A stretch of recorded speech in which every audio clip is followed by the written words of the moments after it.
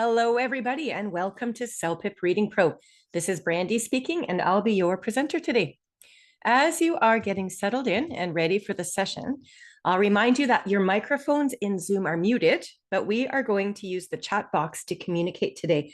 I already see some wonderful hello and welcome messages that some of you have put there in the Zoom chat. So this is exactly what I want you to keep doing. You can use that Zoom chat to ask us any questions at all about the CELPIP test. And as I'm presenting, I'll keep an eye there and try to answer as I can.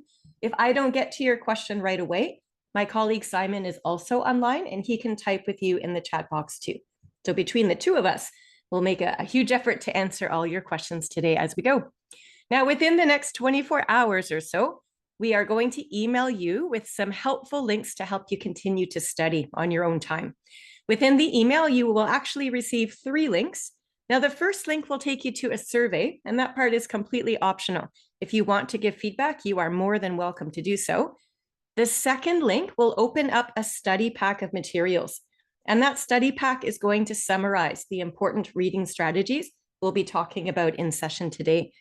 Last but not least, in that email, you'll receive a link that will take you to our YouTube channel where we keep all of our free webinars recorded. So if you click on this link within the email, it'll open up a previously recorded version of this same Reading Pro session. So again, if you cannot stay for the entire 2 hours today, that's perfectly fine. You can log out and then rewatch the recorded version later on and catch up on anything that you might have missed. Now, I'm going to briefly introduce myself and then I want to know a little bit more about all of you. So my name is Brandy and I am an online instructor for the CELPIP test. I've been teaching for over 25 years now, and I've been helping students prepare for CELPIP specifically for the last 5 years or so. So it's my pleasure to be here today to offer you up some strategies and tips to be successful. I was born and raised in Canada. I'm actually from Northern Ontario, and I now live in British Columbia, in Vancouver, if you've ever been out here on the West Coast. What about the rest of you? Let me know. I've already got more than 100 of you online. I'm curious to see where you're from and where you're listening from right now. We usually have quite a large international crew, so let me know in the Zoom chat. Where are you all coming from today? My guess is we've got lots of people from across Canada, but I'm sure we've got people far and wide as well. So as I look into the Zoom chat, yep, I've got tons of people, a lot of you in Ontario, which is one of the biggest provinces here in Canada. So that makes sense. But I'm also seeing lots of people from Southern America. So we have places like, oh, and other ones I can't even keep up anymore. So I did see things like Ecuador. And do we have the Philippines in there too? Lots of Canadians. What about India? I'm sure we've got people from India here and Nigeria. We almost always do, but I've not seen anybody in the chat box yet. Perhaps. Here's Colombia. Yeah, we get lots of people from Colombia. Welcome. Hong Kong is here today too. It's really nice. Nepal. Oh my gosh. I don't think we don't normally have people listening from Nepal. So that's a new one for me today. Very exciting, very international, as I say. So welcome one and all, wherever you're listening from. We're really pleased to have you here today.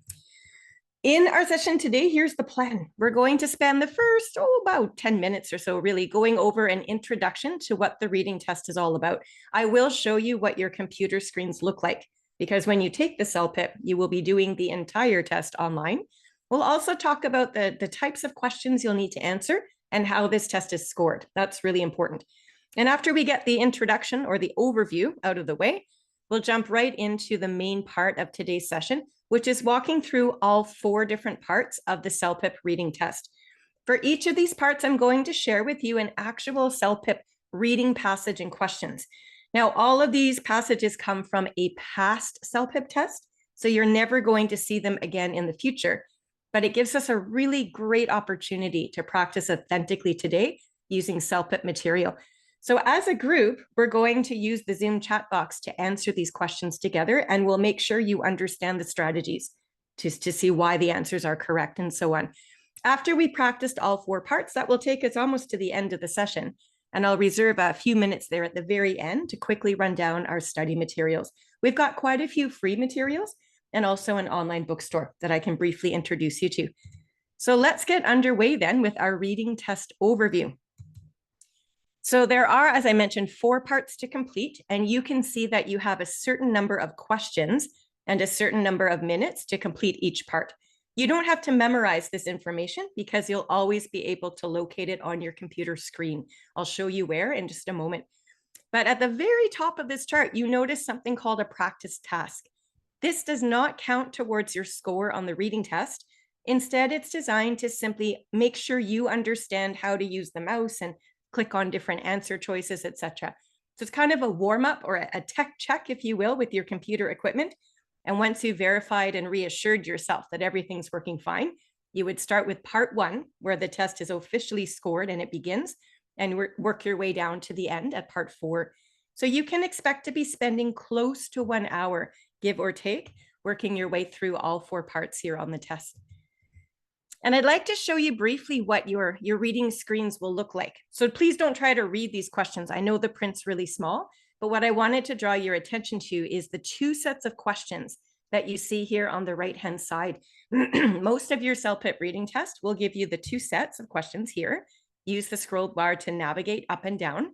And your reading passage is always over here on the left-hand side of the screen. So you'll be able to move your eyes back and forth between the questions and the passage to help you answer more quickly. Now here's a view of the top part of that same screen, and I wanted to draw your attention, please, to the timer. So when you begin any reading screen, it's a really nice idea, I think, to look here first and remind yourself how many minutes you have to complete the entire thing. As you're working through the answers, I would recommend you quickly check up with the time just every now and then. Please make sure that you've answered everything before that timer gets to 0. Now, as soon as the timer does run out and there are 0 seconds left on that clock, the computer will move you forward to the next part of the test, finished or not. So again, we really want to make sure that we're answering in time. Some of you will finish early. The more you practice your reading skills, the faster you get. So if you do finish a little bit ahead of the timer, you're most welcome to click this next button. And it's simply going to move you forward to the next part of the reading test a little bit more quickly, rather than sitting there to wait out the timer. Now, a word to the wise here, you do not see a back button. So once you click next, you're moving forward, ready or not. So please be confident when you hit this button. You cannot return to a previous screen and make some adjustments to your answer choices. You also do not get to carry with you the extra time on the clock. So when you click next, again, you're just moving forward a little bit ahead of the clock to get through the whole CELPIP test a little bit more quickly. Remember, every single reading part starts with its own preset number of minutes at the top of the screen, and that never changes. Now, there are 3 types of questions that you're going to need to answer throughout the entire reading test. So we have to be prepared at any time. The very first type of question is called general meaning questions. And what these questions are very big and broad in scope. So a classic example would be, what is the topic of the passage, or what is being discussed throughout the passage? A question like that really focuses your attention on all of the main points that were addressed. So you're basically taking information from larger chunks or larger parts of the passage. Sometimes it could be the whole passage. At other times, it might be a paragraph that you're working with, or several sentences within a few paragraphs. So it sometimes might take just a little bit more time to find your information here in the reading passage to make your best answer selection. The specific information questions, on the other hand, are just the opposite. They're frankly a lot easier for most people. And that's because the questions on the test here are focusing your attention on one particular detail. These are generally those 5 W's, like the who, what, where, when, or why. So if you're being asked a question about a location of some sort, then your eyes are simply looking throughout the reading passage for the names of these locations. And when your brain and your eyes know exactly what to look for, you usually find that info a lot more quickly in the passage. So again, these are usually the easiest types of questions for most people to answer. Your inference questions, though, on the other hand, tend to be the most challenging for many of us. And that is because the answer choices themselves are not stated directly in the passage. So instead, we have to make some assumptions. We have to connect with the material that we're reading about. We have to look at our answer choices and select the one that makes the most logical sense.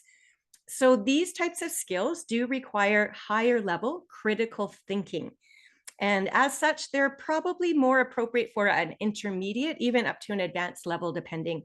We will be practicing all 3 of these types of questions today, and you can and will encounter them throughout the whole test, but you're very likely going to get more inference type questions towards the last parts of the reading test.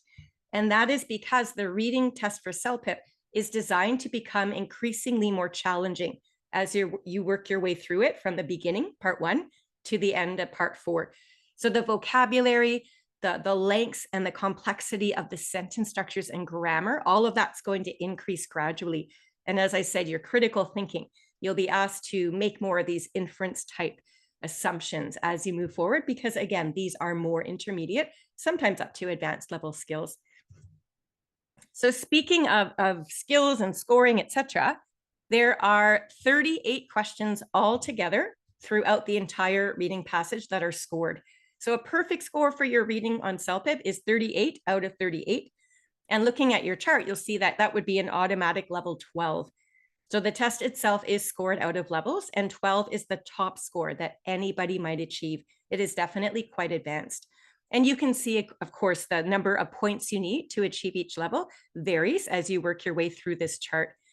The scoring itself is very simple mathematically because you get 1 point for every single answer that you get correct. And the computer itself is what's scoring you, because there's only ever 1 correct answer out of 4 multiple choice answers. The computer knows which one is correct, and it will issue you 1 point every time you get an answer correct. The good news about CELPIP is that you're never going to lose marks if you get an answer wrong.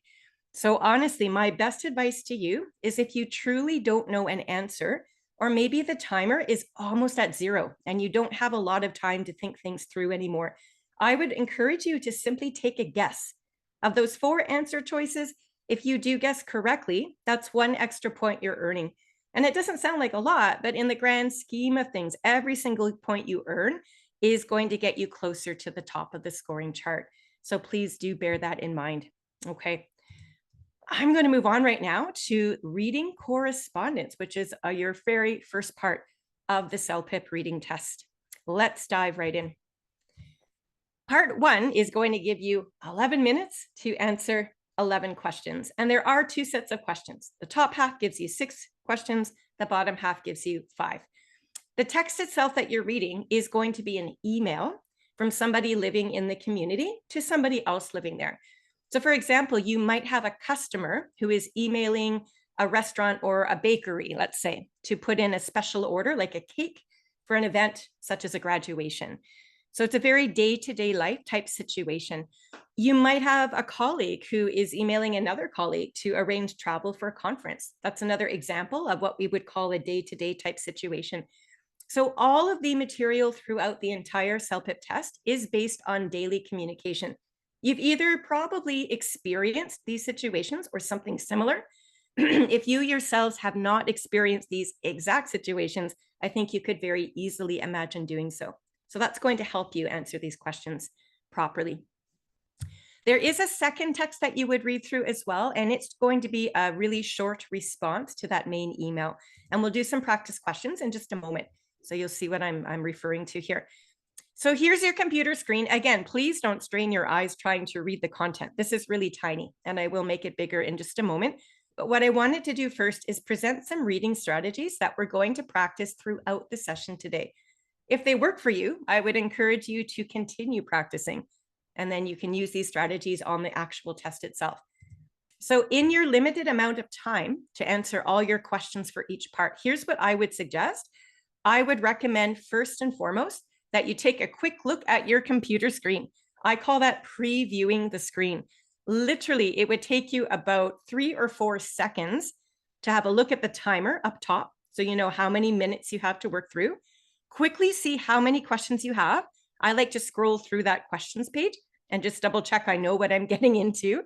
And also, I like to look at the length of the reading passage. Again, I'm not reading yet. I'm just looking to see exactly what I have to complete in a certain amount of time. So that only takes you about 3 or 4 seconds to take a quick look. In your next 20 to 30 seconds or so, again, a very quick time, I would recommend that you skim read the passage first before you even get to the questions. This is helpful to allow you to understand quickly what the main ideas are. Now, looking right now at the text on the left, you'll recognize there are 4 distinct paragraphs. And I'm going to pull out my laser pointer just to show you what I mean. Every time there's a blank space like this, it's separating the paragraphs out. So we've got 1, 2, 3, 4 paragraphs here, which is pretty average for CELPIP. Every single paragraph is going to discuss a different main idea. So if you could take about 20 to 30 seconds to quickly read over just the first sentence of each paragraph. Usually that gives you enough information so you understand the main ideas contained within the whole passage. So again, skimming is just pulling out those important details. And once you've got a sense about what the email is all about, that's when I would turn my attention to the questions themselves. So you'll see the questions on the right here. There's a little white box with a little drop-down arrow, and you would click on that arrow to open up the answer choices. So when you've read the full question stem and also the answer choices, you should then be able to identify the keywords. So keywords, again, are those 5 W's. The question will focus your attention on things like the who, what, where, when, or why. So very quickly, it's up to you to determine which words in the question and answer choices you're going to need to look into the reading passage to find. So this is what we call scanning. If you're being asked to detail about a location, for example, your eyes are now floating over the text. You're not really reading. You're not reading every word. You are looking specifically for the keywords from the questions and answer choices. And when you've located them within the passage, that's when you can slow your reading down a little bit and probably read the sentence or two right around those keywords. And that should give you enough information at that point to answer the questions appropriately. So we are actually going to practice these strategies throughout our entire session today. And hopefully you'll find some success with that and continue using them as you work towards your own test. So let's do a little bit of an introduction specifically to the email structure. I've got 4 questions here on the right of my screen, and I'm hoping, because most of us would either send emails or maybe receive them on a regular basis nowadays. We live in a tech world, don't we? So most of us know what an email structure is all about.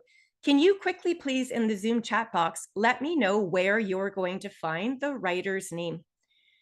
This is the very first thing I would encourage you to look for when you start working through this email question in part 1. Where do your eyes go to find the writer's name of any email? What's the name of that part of the email too, if you know it? Yeah. So I'm looking into my Zoom chat right now. And most of you, I think everybody's got the location. Yeah. So really quickly, and I'm glad it came in quickly. Most of us would do this on a regular basis, as I said. We write our signature. That's the name of that part of the email. And the signature or the name of the writer is the very, very last line in the entire email. So if it were me, if this were my test, and this is what I would encourage you to do, before you even start looking at the rest of the questions, etc., have a look at the bottom and make sure you know the name of the writer. You might get questions about this person later on. So it's good for you to know exactly who is who. So know the writer's name. What about question 2 here? The recipient. The recipient would be the reader. So what part of the email would contain the reader's name then? Again, just think of all the emails you've either sent or received. How do you know who's reading it? Yeah, and this would go at the top, as you're all suggesting in the Zoom chat. We call that the greeting. So if it's a friend or a casual email, we might just say, hi, like my colleague online, hi, Simon, I might write to him. If it's somebody I didn't know, I could make it more formal and say, dear Mr. Smith, or something to that effect. But the name of the reader or the recipient is always at the very top. So have a look there too. So looking for the writer's name and the reader's name should take you no more than about 4 seconds of time. We are just looking and noting the names in our mind so we know who's who. Question 3, though, will take you a little bit more time, probably a good 7 or 8 seconds. Which paragraph are you going to find the purpose statement of an email? So again, this particular question, we can't really read the words. It's too small, but we know there are 4 paragraphs. So if you were trying to figure out why the writer is even sending this email, which paragraph is likely going to be the most helpful? Would it be the first paragraph, for instance, or perhaps the middle paragraphs, maybe even the bottom paragraph?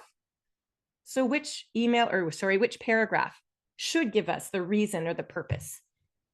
9 times out of 10. I can't say all the time, but most of the time, Interestingly, I'm getting quite a few different ideas in my Zoom chat box today. So I'm really glad we're talking about this today. I'm going to let you know that the purpose statement is most likely going to be found in the very first paragraph. That's the whole point behind writing an introduction. You're letting the reader know immediately what it is you're writing about. And when the brain understands its purpose, then when it goes on to the middle paragraphs, that's where you're going to find all of the details of support.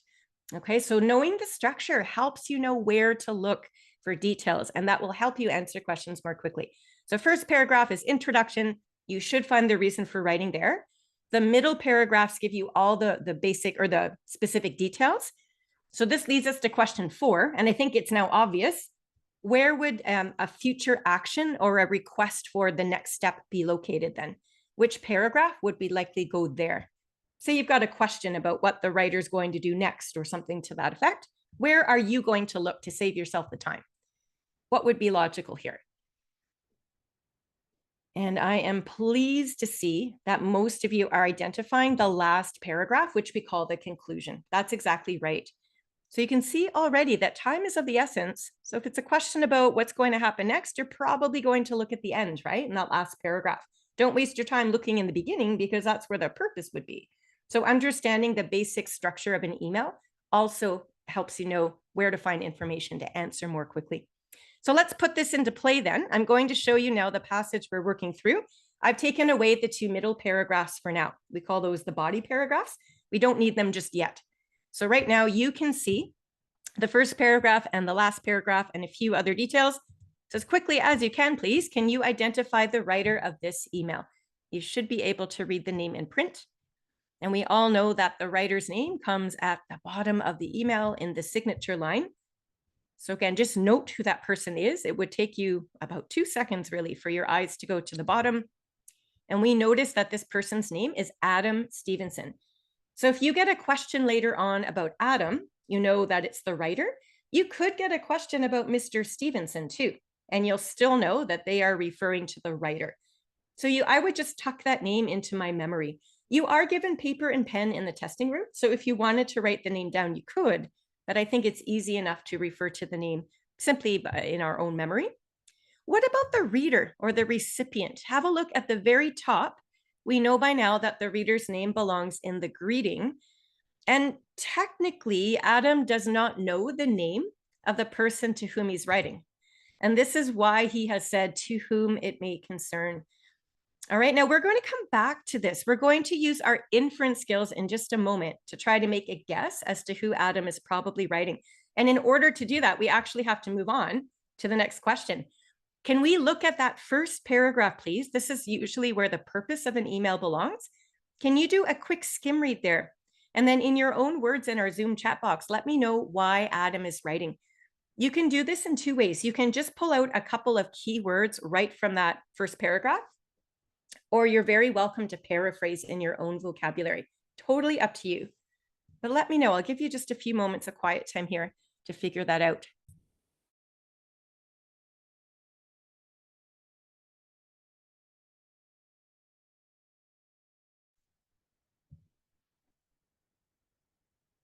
Okay, that was close to 10 seconds. And frankly, that should be enough time for you to get acquainted with the main ideas. And I do see lots of ideas in the Zoom chat already, and everyone is in agreement. I'm going to underline the keywords I noticed, and they match pretty much what you're all suggesting too.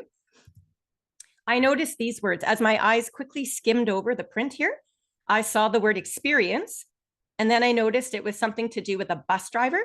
And in that final line, Adam, it just signifies he wants to share. So I presume he's writing this email in to talk about whatever happened with this bus driver on the bus, I guess. That's all we know for now. You can see how general that is. Now, when we get into the middle paragraphs, we will find out exactly what happened. That's where all the details go.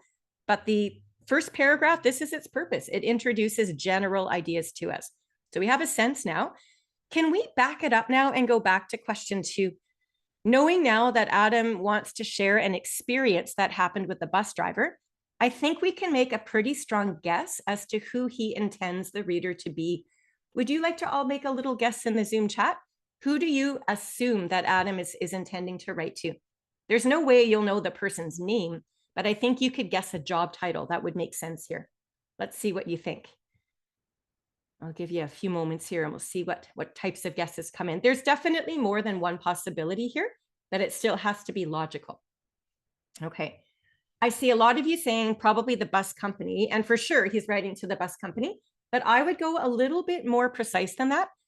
I suspect it's probably, like a lot of you are email or messaging now, it's probably a manager or a supervisor or somebody working, maybe even in customer service. I could see that, because if you're writing about an experience with a staff member, I could see how customer service could come into play. So all of those make sense, don't they? Clearly they have to work for the bus company, because why else would Adam be emailing them? And then when we recognize it's an experience with the driver, it's probably either the manager, supervisor, or customer service. So if that logic makes sense to you, congratulations, you've just completed our first inference practice for today. So nothing in here tells us precisely it's a manager, but we can read between the lines. We can use our own life experience and connections, I guess, too, to help us assume that. So that's what inference skills are all about. Let's move on to the final question I've got for now. Looking at that conclusion, there definitely is a next step. Can you do a quick skim read of Adam's final paragraph and let me know in the Zoom chat what Adam would like to happen next? This is the next step or the future action that we mentioned. Many emails would contain a next step here. You can pull out just a couple of words if you wish from that paragraph, or just use your own vocabulary, either way. But let's get our minds around this. What does Adam want?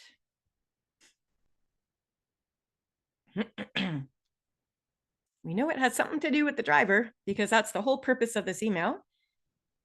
So what's happening here? Yeah, I see a lot of words in the Zoom chat right now referring to thanks and appreciation. And you're absolutely right.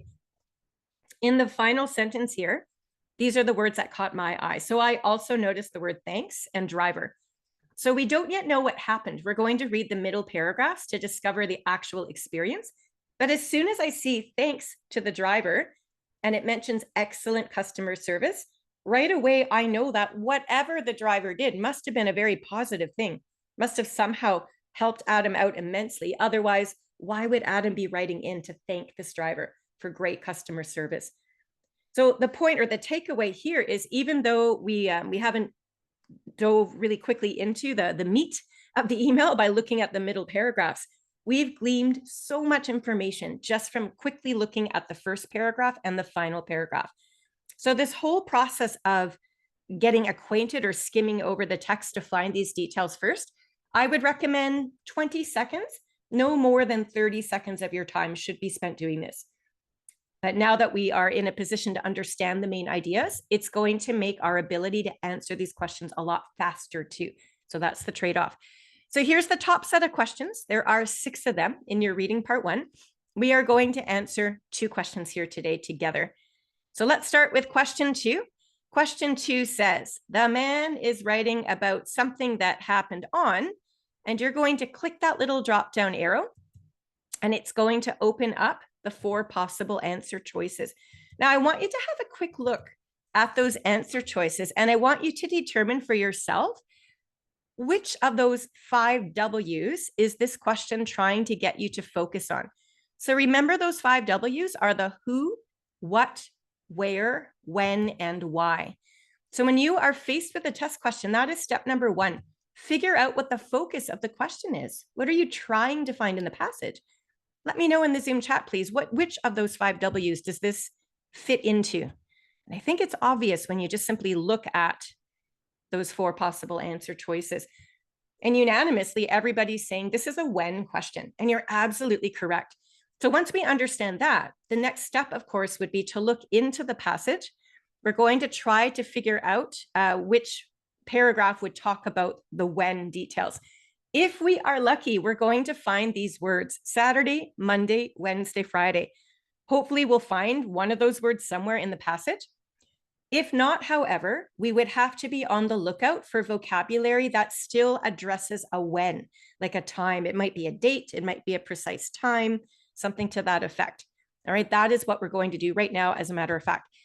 So I'm showing you the entire passage from start to finish. Whoop, hang on a second. have a quick little skim over, or scan rather. You're simply looking for one of these 4 details: Saturday, Monday, Wednesday, Friday. Try to find the paragraph that actually addresses when this experience occurred. We know we should be looking in the middle paragraphs, don't we? We've already skimmed over that first paragraph and the final one. We didn't get those details there, so it makes sense to be looking in the middle. That's a big clue.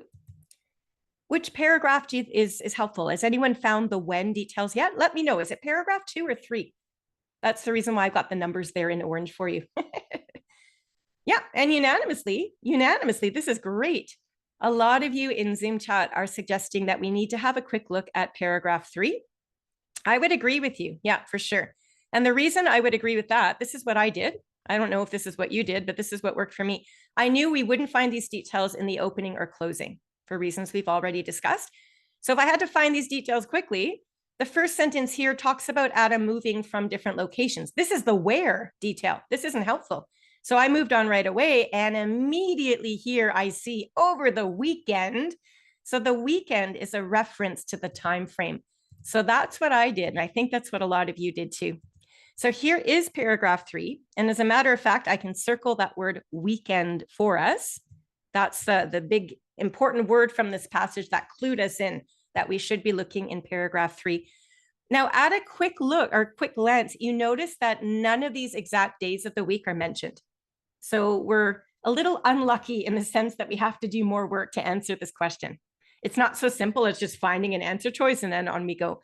So I tell you what, I'm going to highlight the 2 sentences that contain the word weekend, because the word weekend is the key word here. It's the most important word that clues us into the time frame. Now, on your actual test, everybody, I hope you know that you cannot actually highlight anything yourself. I'm highlighting throughout our session today so that we can study together as a group and still see the screen. So I wanted to clarify that. Okay, so I'm going to read out loud that first sentence in yellow, and we need to start thinking about what it means in relation to the time frame. Adam writes, over the weekend, I planned the best routes to my new office. So I assume that Adam got a new job and he's trying to figure out how to get there. And when he says the best routes, well, we know this entire email is about a bus experience. So I presume he's trying to figure out the bus route to get to work on this new job. Now, he mentioned specifically over the weekend.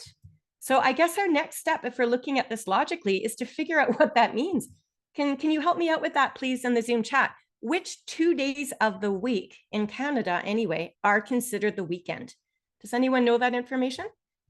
This is the process, or the step-by-step logical process we would have to go through to make sense of this question. Yeah, so really quickly, we recognize correctly in the Zoom chat here that Saturday and Sunday both make up the weekend here in Canada. So if you could just think of, instead of the word weekend, in your mind, just substitute that with Saturday, Sunday. So this is how I would read it. He's basically saying over the weekend, or namely on Saturday and Sunday, I planned the bus route to my new office. And the next time he mentions the weekend is that second yellow highlighted sentence. He says, however, Saturday and Sunday were really busy for me and I didn't get caught up on my sleep. I was up early enough to get ready for my first day at work though. So now we have enough information, I think, to make an inference. Can you answer the question for me in the Zoom chat?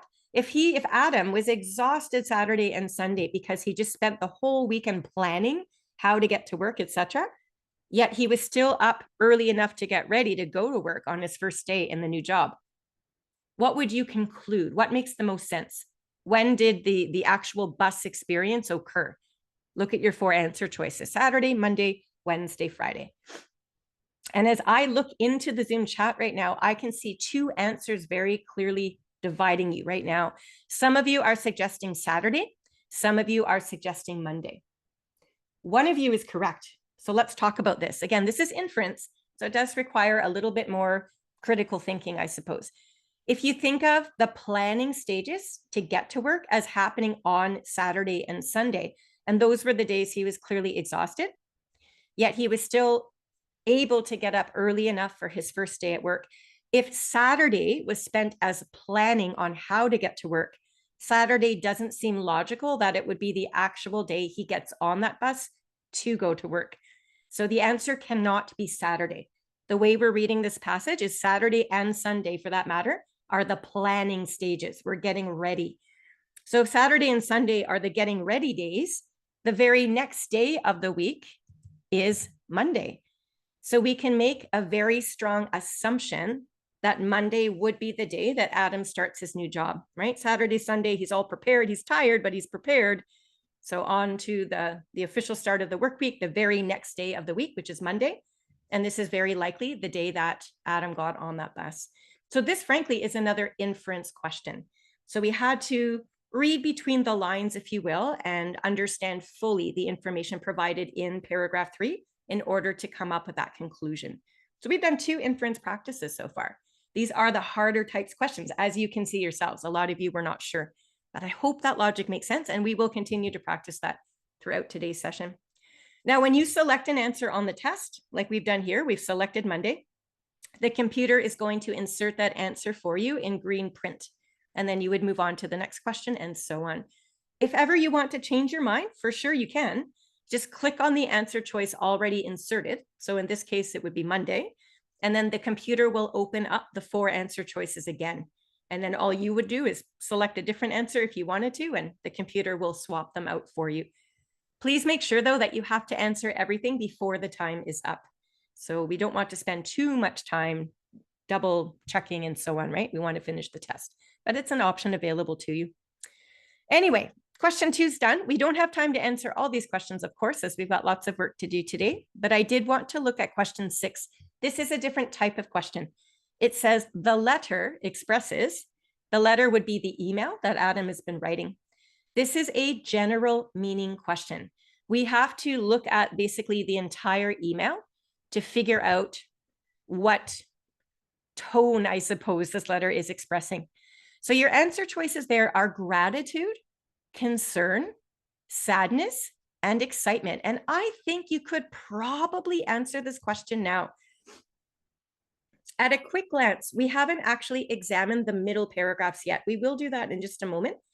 But what is your instinct telling you right now? You've already had a very good look at the first and final paragraphs of this whole email. And remember, the final step that Adam talked about was wanting the bus driver to be thanked for great customer service. So this is really referring to the tone of the piece, which is the emotion behind it. Okay, so I'm looking into my Zoom chat box. A lot of you are indeed suggesting that gratitude is the right answer. And I can see why you would suggest that, because gratitude means to be thankful, right? Thankfulness. And if you want this bus driver thanked or recognized for customer service, it would make sense to select that answer. So here's what I might do. Here's another test strategy regarding your time.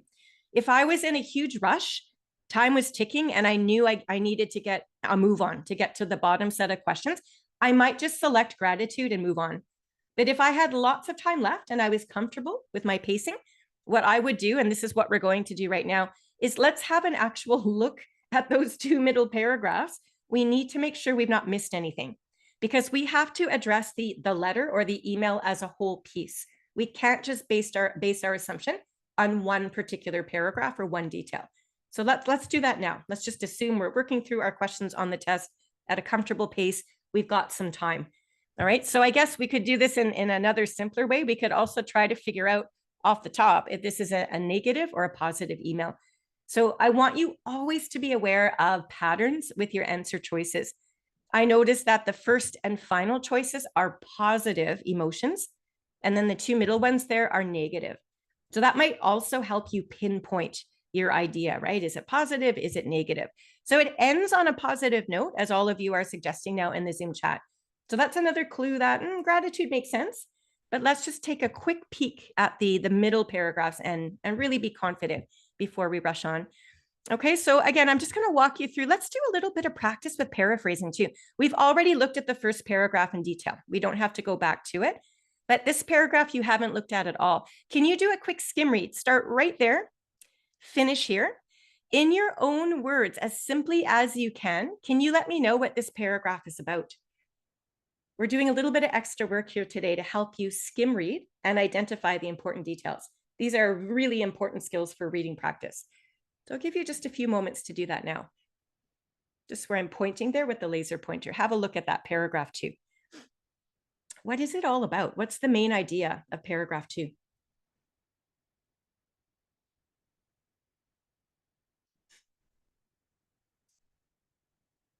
You can either paraphrase in your own words or just pull out a couple of key words from paragraph 2 like we've been doing. Yeah. Okay. So I'm getting a lot of details here. A lot of you are finding specific details, which is helpful, but I'm more interested right now in the main idea. What is paragraph 2 about in a general sense here?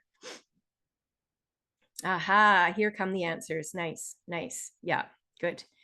So again, remember how I said earlier, if you look at the first sentence of most paragraphs, you'll get the general idea right away. And we know from here that Adam has recently moved, and it says he's taking some time to learn the bus route. So this whole paragraph then must discuss the details about Adam planning out his bus route. Some of you mentioned there was some confusion, and you're absolutely right. At first, when he looked at the map, he wasn't clear. He didn't understand how to find his way on the bus.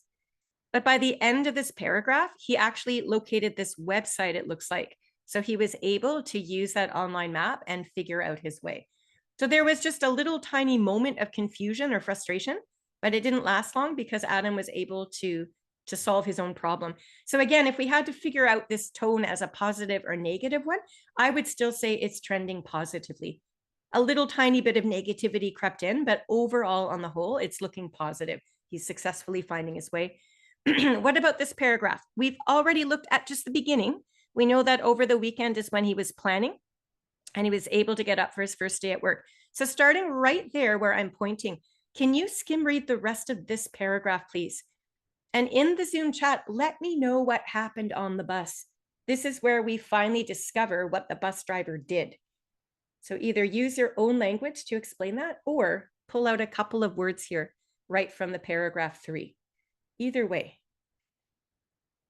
Let's reveal finally what happened. What did this bus driver do that makes him deserving of this thanks and praise?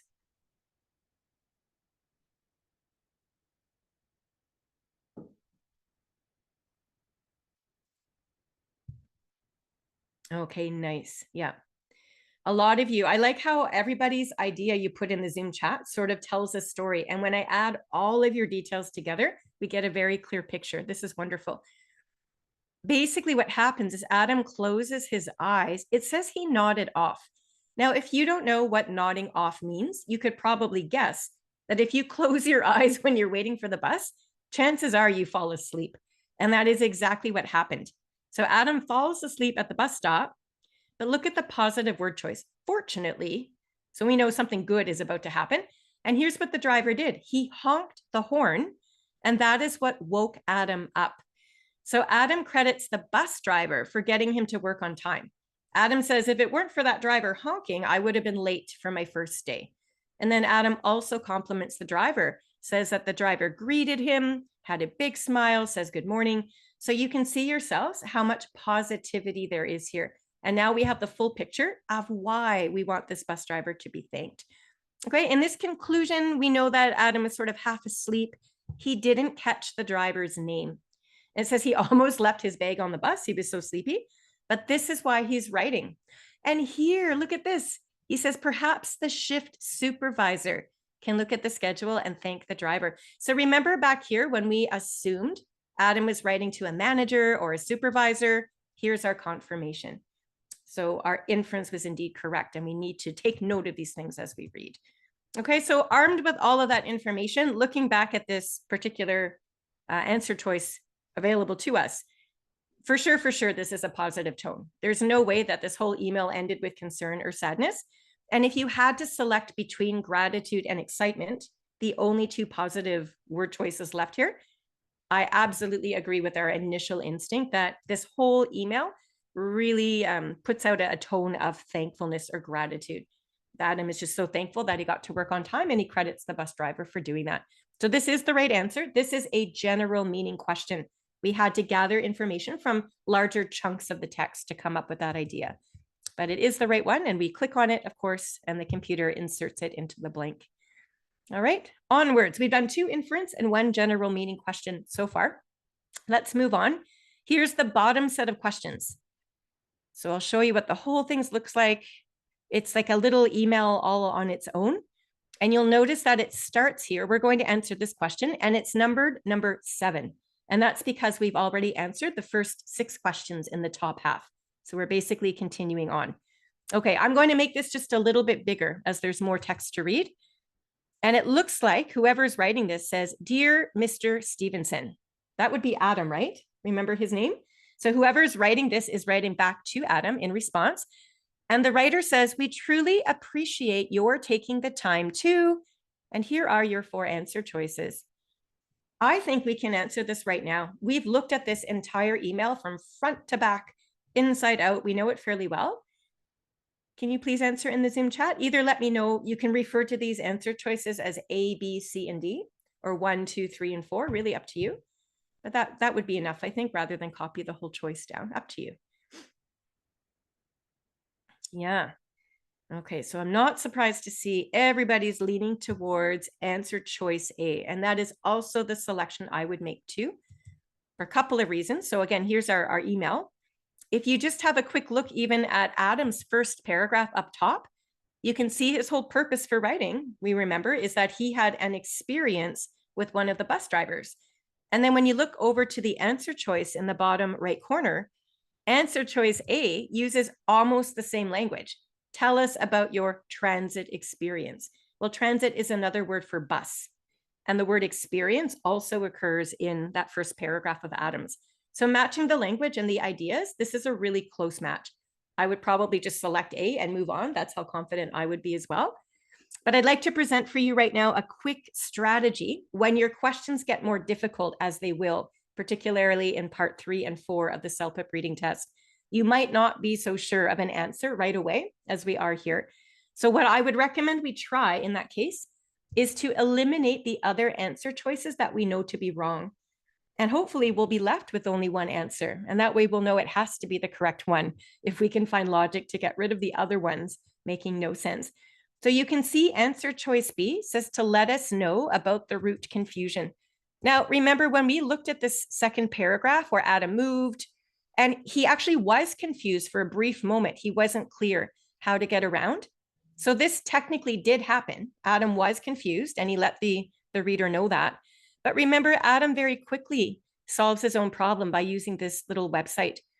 And then the rest of the email goes on and he's able to get on the bus, go to work on time, thank that driver. So the entire email itself is not about that one little specific detail about being confused. So that's why answer choice B doesn't make sense. We have to eliminate that. That's not why Adam is writing. We appreciate you telling us about the confusion. That was one little detail, not the entire focus of the piece. Okay, this next idea here says to, oh, actually, let's do this one. Report a problem with our website. We were just on that paragraph. The website is here, and there was no problem with the website, was there? He actually used the website to find the route. So even though there was a website mentioned, there was no problem with the website. So statement number D is not even true. It's sort of like a false clue. So let's eliminate that altogether. There's no way that's accurate. Didn't even happen. Okay, and then the other details here, return the bag you found on the bus. I do remember reading that briefly. Can you find the paragraph that this was mentioned, please? I guess of the answer choices here, I would say the word bag is the most important. So have a look through and see if you can find a word like bag or pack sack or knapsack or backpack or something like that. You know, satchel maybe, any word at all that means bag. And when you find that, and you're all telling me paragraph 4, okay, 4, yeah, right there. Perfect. So we can maybe just quickly read that part. It says that Adam was sleepy, remember? He didn't catch the driver's name. He says, I almost left my bag on the bus. So this bag actually belonged to Adam, and he didn't leave it at the end of the day. He remembered at the last second to take it with him when he got off. So Adam technically did not return a bag, and he didn't even find this bag on the bus. The bag belonged to him. So we can prove that idea as well to be false. So through process of elimination, this is actually a testing strategy. If you're really not sure of the answer, you can start eliminating other ones that you know are wrong. And as we've done here, answer choice A is the only correct answer left anyway. So it gives us the confidence that it has to be the right one if we're confident the others are wrong. So we click on that and we move on. Okay, so we've done several practices so far, and I think it's going well. Nice. I'm going to move on to reading part 2 now, which is reading to apply diagram. Again, if you've got questions about it, please let us know in the Zoom chat. I can see that my colleague Simon has been busy there helping you out with questions, so that's wonderful. Let me set up what this diagram question is all about. It requires a very different skill set than what we just did. So first of all, you're only going to have 9 minutes this time, but fewer questions. There are only 8 questions after all, and 2 sets again. 5 questions up top, 3 questions on the bottom. The main text this time, though, it's still going to be on the left of the screen, but it's going to be a diagram, usually that has 4 different parts to it. And there will be words there, but you're not going to have full sentences and paragraphs to the extent of what we've just seen in the email. All right, so we have to know where to look to find information quickly. That's the main text that we're going to have questions about. The second text we need to read is an actual email again. It's a short email from someone living in the community, and they're emailing about the diagram. So we have to understand what the diagram's about in order to answer these questions.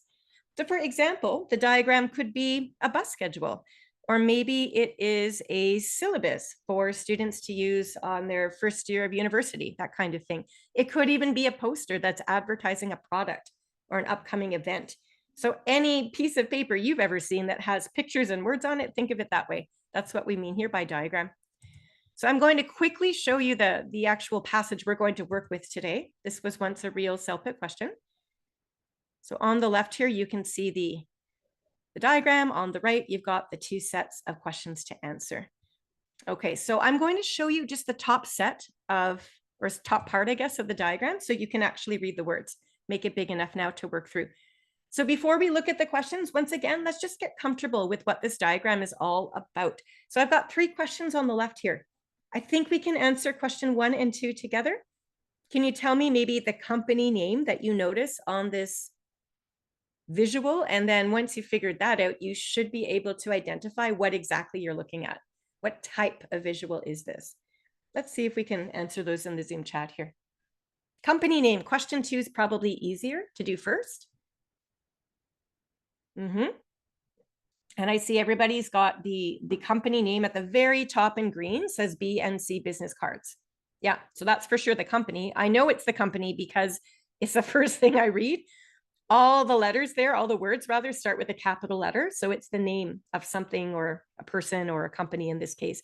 And looking at the pictures, well, I can see pictures of business card styles. So all of that's making sense. So can you put that together and answer question 1 for me? What kind of a visual is this?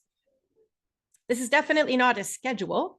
I don't see dates and times and things like that. What is it? What are we looking at?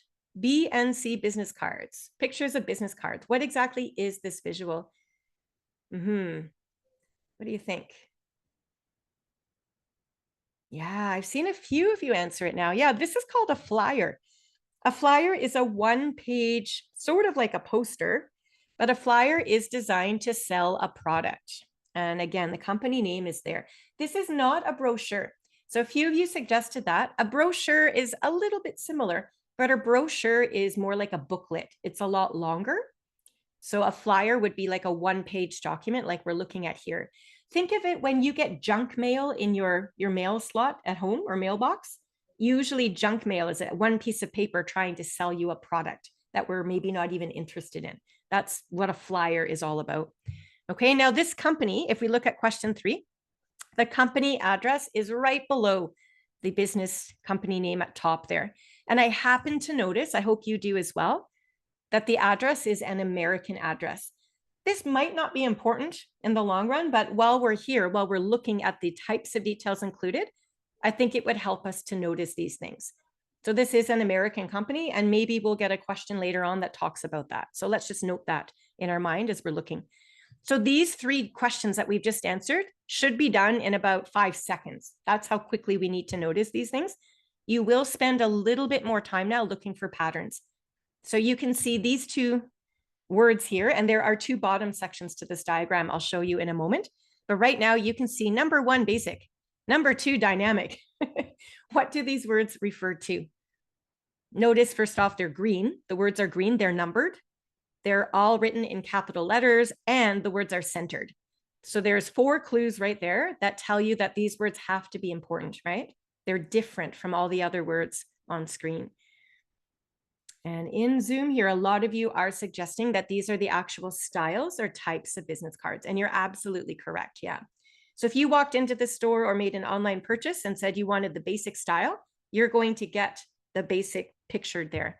You can see sort of like a blue and fluorescent green, perhaps. And then right below each style of business card, you'll notice that this is where the main text comes in. So before you look at the questions, I would take about 10, maybe 15 seconds to have a quick look to see exactly what types of details are being discussed here. Look for patterns. So this top row talks about the finish. And the finish is that top coat of ink that you get in a business card or a poster or a photograph, anything that's digital media. And it says the finish for this style anyway is either glossy, which is kind of shiny, or matte.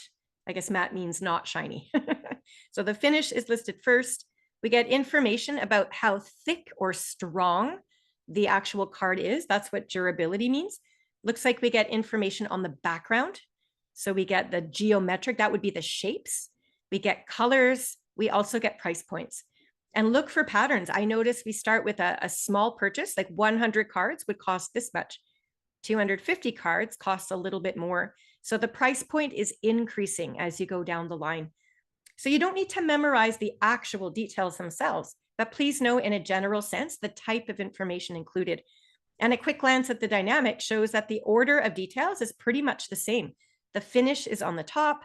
We get information about the card and the background here, the colors, the prices. So knowing that before you even get to the questions helps you know exactly where to look in the diagram to answer all of these questions on time. All right. So let's practice this right now. Let's practice our ability to find information very quickly in a diagram. This is what you'll need to be able to do on the test.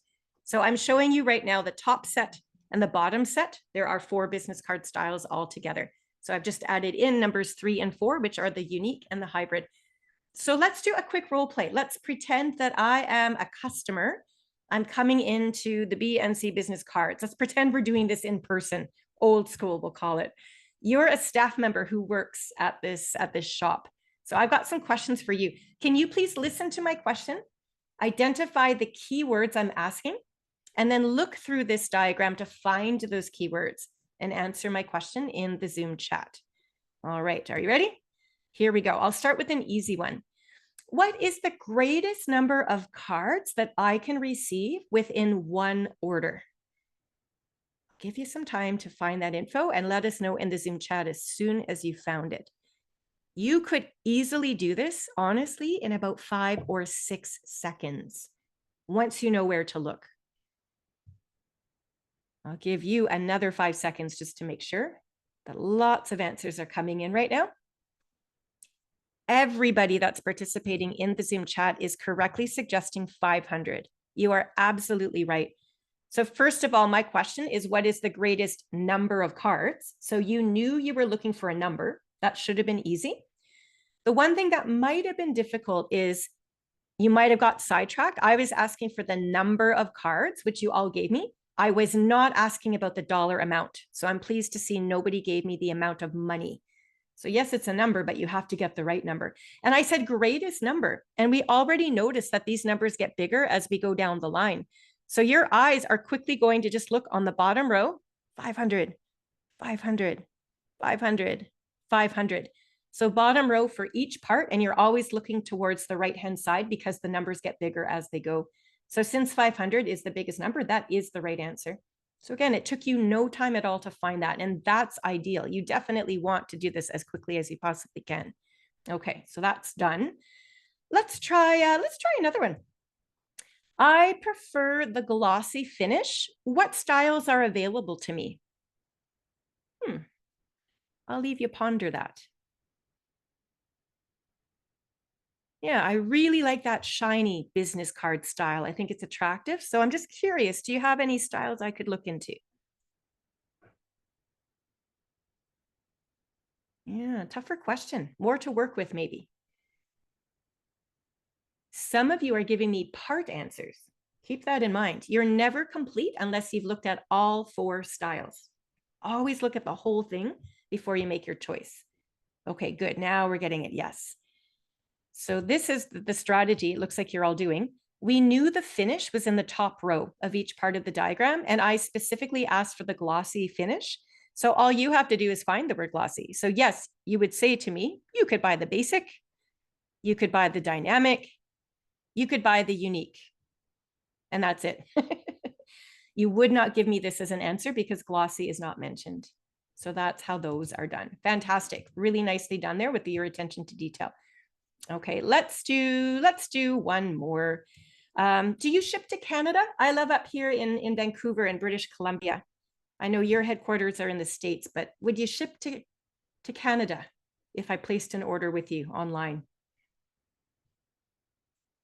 What would you tell me? And I know you have a 50-50 chance of getting this answer right. It's either yes or no, but I'm sincerely hoping that you're finding the evidence to back it up. Yeah, everyone so far is saying yes, they ship to Canada, and you're absolutely right. Here's what I might have done for this. We've already looked at pretty much the entire diagram up to here. The only part of the diagram we haven't really looked at is down here. So that's where I hope you just started your search. This isn't helpful. These are all time and money details.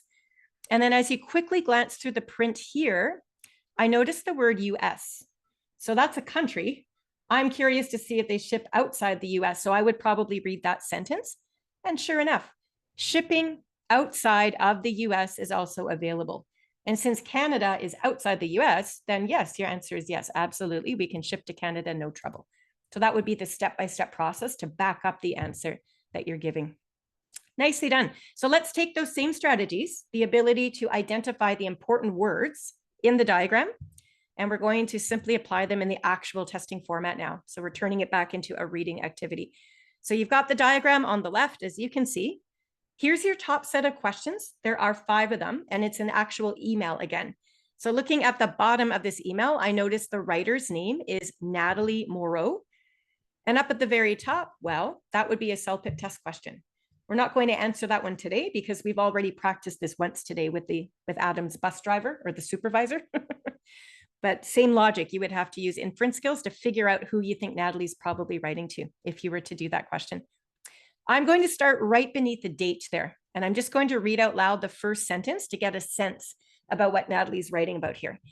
She says, I happen to be shopping for business cards. No surprise. So I was happy to see your flyer in my inbox this morning. So Natalie received this flyer, this diagram, by email. And she says, I like the dynamic and unique cards as they both. This is the answer I'd like to do together right now. So we click on that drop-down arrow. And as you can see, I've opened up the 4 possible answer choices. You can also notice that the answer choices are much longer here than they were in part 1. And that's not by accident. This test is starting to get a little bit more complex as we're in part 2. Now, I've highlighted the lead in, if you will, the lead in. So in yellow, I've highlighted the starting of the sentence so we can focus on it as we study. Unfortunately, on the real test, you will not have the ability to do this. All right, so just be aware of that. But as we study together, I think it's helpful that we can all look in the right place. Okay. So one of these answer choices is true. I'm going to give you another, say, 5 seconds to read them to yourself. I assume you've already read them through as I was chatting. But read them over. Get your mind around what you're being asked to find.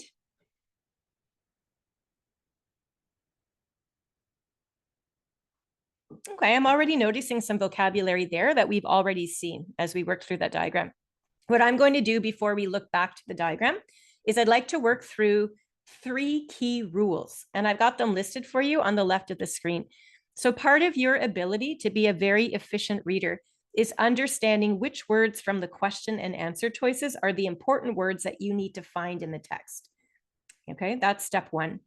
So my very first key rule is by far the easiest rule that there is. If ever you see words in quotation marks, you know that those words are going to be listed exactly as you see them in the source. And I'm going to circle right now the 2 words in question here. The words dynamic and unique, you can see for yourself, they're both written inside those quotation marks. So again, we won't have to look for synonyms or paraphrased ideas. We're being told that these two words are going to be found in the diagram. And Natalie is asking specifically about these two styles. We recognize that they're styles of business cards.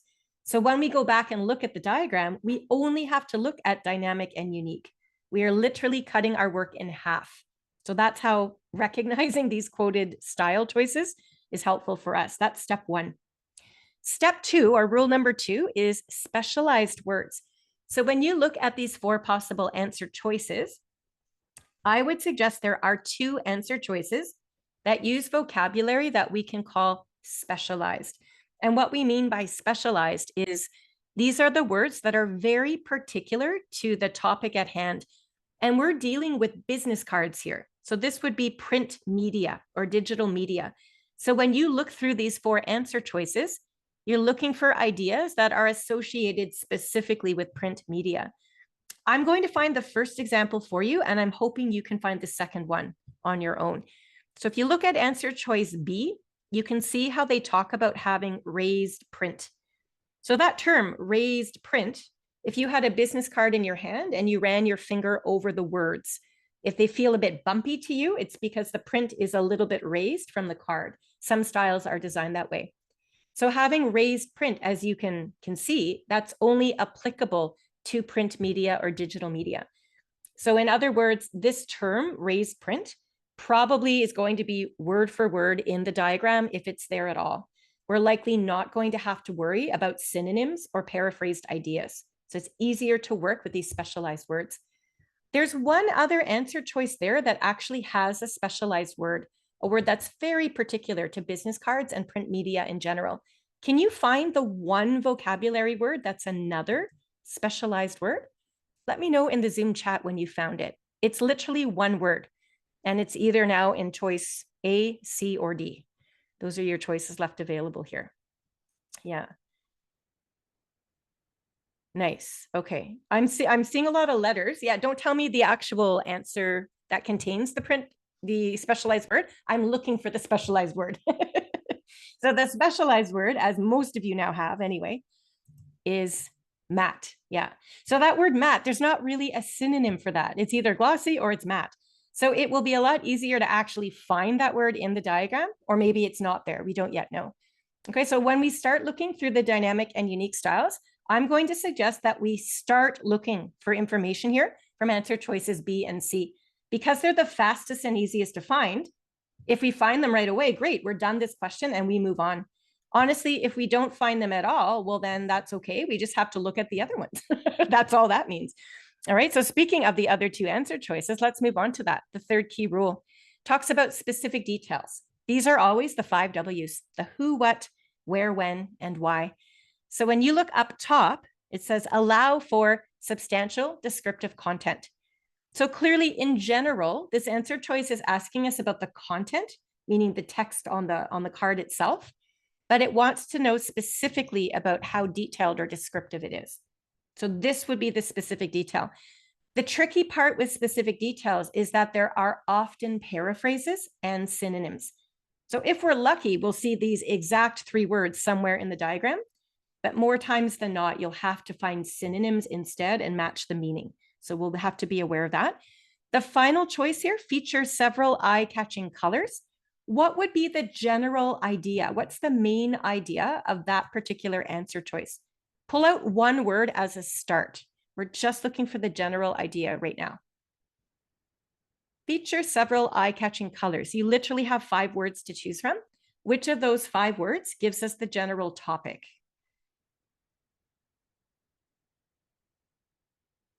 No, I haven't seen the answer yet in Zoom. I'll just wait a few moments. Yeah. Okay, good. Now we're getting there. Yeah. Some of you are all over the map. So I'm not sure if you're just not understanding my question or if you've moved ahead and are doing something different. I don't know. But the answer to my question is colors. If we're trying to figure out what this question is asking us to focus on, in general terms, it's colors. That is step 1.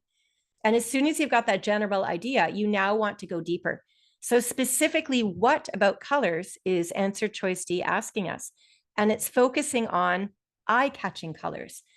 Eye-catching could mean a couple of things. Eye-catching could mean that the card itself is so attractive that our eye is drawn to it. Because it's talking about colors, though, it's probably referring to colors that catch your eye, likely because they're so bright, would be my interpretation. So when we look at the diagram for dynamic and unique, we have to examine the colors if we get that far and determine what's eye-catching.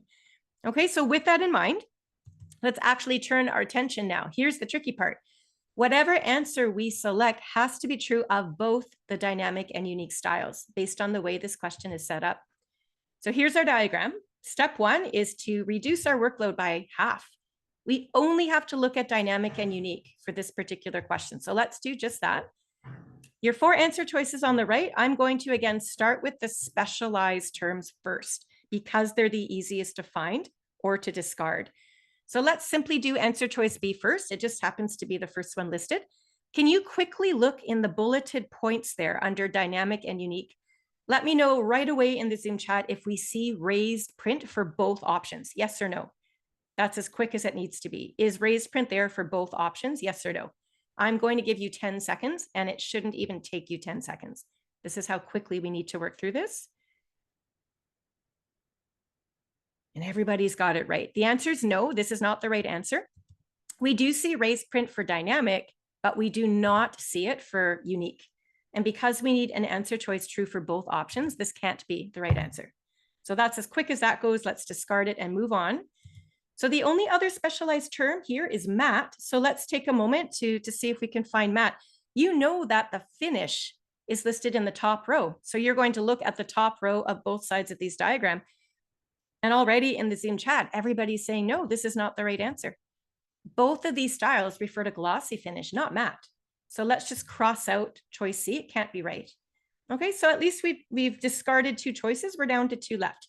50-50 chance now of getting this right. So again, here's our specific details. We might as well start with choice A. It's the first one listed. Have a quick look through both sides and let me know in the Zoom chat, is this the right answer? Yes or no? This one's going to take you a bit more time because there are synonyms involved here. Remember, when it's a specific detail, there's almost always synonyms and paraphrased ideas. You absolutely must have evidence that the answer is true for both sides. Everybody is saying that, yes, this is the right answer. You are absolutely correct. This is the right answer. You could answer this a couple of different ways. I'm going to present to you one strategy that might work. This is how I did it. Some of you might have done it this way too. So let me share. What I like to do first is I actually do look for the words from the answer choices. They might just be there somewhere. So we're looking for substantial descriptive content. And my eyes did pick out the word substantial right here. So I figured that couldn't have been an accident, that had to be very closely matched in idea. So when I looked at the entire phrase, substantial space for descriptions, and then I looked back at the answer choice, substantial descriptive content. So the word from the diagram descriptions is very similar to the answer choice descriptive. Those 2 words are from the same word family. And then the space where the description goes in the diagram would be the content. That's what the answer choice is talking about. So those 2 ideas are worded slightly differently, but they mean exactly the same thing. So this is a classic example of a paraphrased idea. Now we have to go and find this answer under the dynamic style. And it is there. Can somebody help us out with it? Of those 5 bulleted points, which is the line that means substantial descriptive content? So there definitely is evidence here. We certainly have the same idea. Yeah, and a lot of you are finding the second line down. Absolutely correct. Good. Plenty of room for text. This does mean the same as substantial space for descriptions, which means the same as substantial descriptive content. Here's the trick though. And again, I'd like to use my laser pointer. The word substantial is a higher level vocabulary word. And not everybody is maybe going to know what that word means just off the top of their head. If your vocabulary is already quite developed, you might have understood immediately that substantial means plenty, and that would have made this really easy. But if you did not know that this word means plenty, that wouldn't have been helpful for you. So you would have had to have found a different way to answer this question. And I'd like to present that different strategy to you now. All right, so if you don't know what this word means, we'll focus on the easier words that you do know. This says space for descriptions. And I think based on the fact that we're looking at a business card, it's quite clear that the descriptions or all the words and ideas need to have quite a bit of space here to go on the card. Okay, so space for descriptions. When you look over here, well, the room for where the print is going, room and space seem to match up. And the text refers to the words, which is the same as the descriptions. So space for descriptions and room for text are a much easier paraphrase to handle. So if you're able to match most of the idea up at this stage in the test, you would just have to take a leap of faith, we call it, and assume that plenty probably means substantial. That's how I would work this out, since you can't access a dictionary during the test. And then you would match it back to this answer. So that's just a workaround activity if you don't have the vocab. Okay, so A is correct. To look at this final answer about colors, eye-catching colors, when you just look at the picture themselves, the unique style is really bright. It's fluorescent, it looks like. And the dynamic style is quite dark, honestly, with blues, navy blues. And we know that the colors is also listed in the diagram too. So the fact that dynamic is black and blue, we can consider those to be quite dark. I would not consider those to be very eye-catching.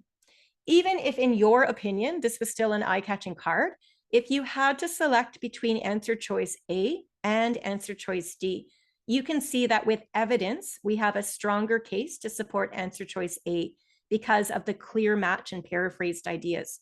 So A is by far the better answer, and that's why we're going to select it on the test. Okay, so on CELPIP, there's only ever one answer, and it's always going to be the best answer from the list.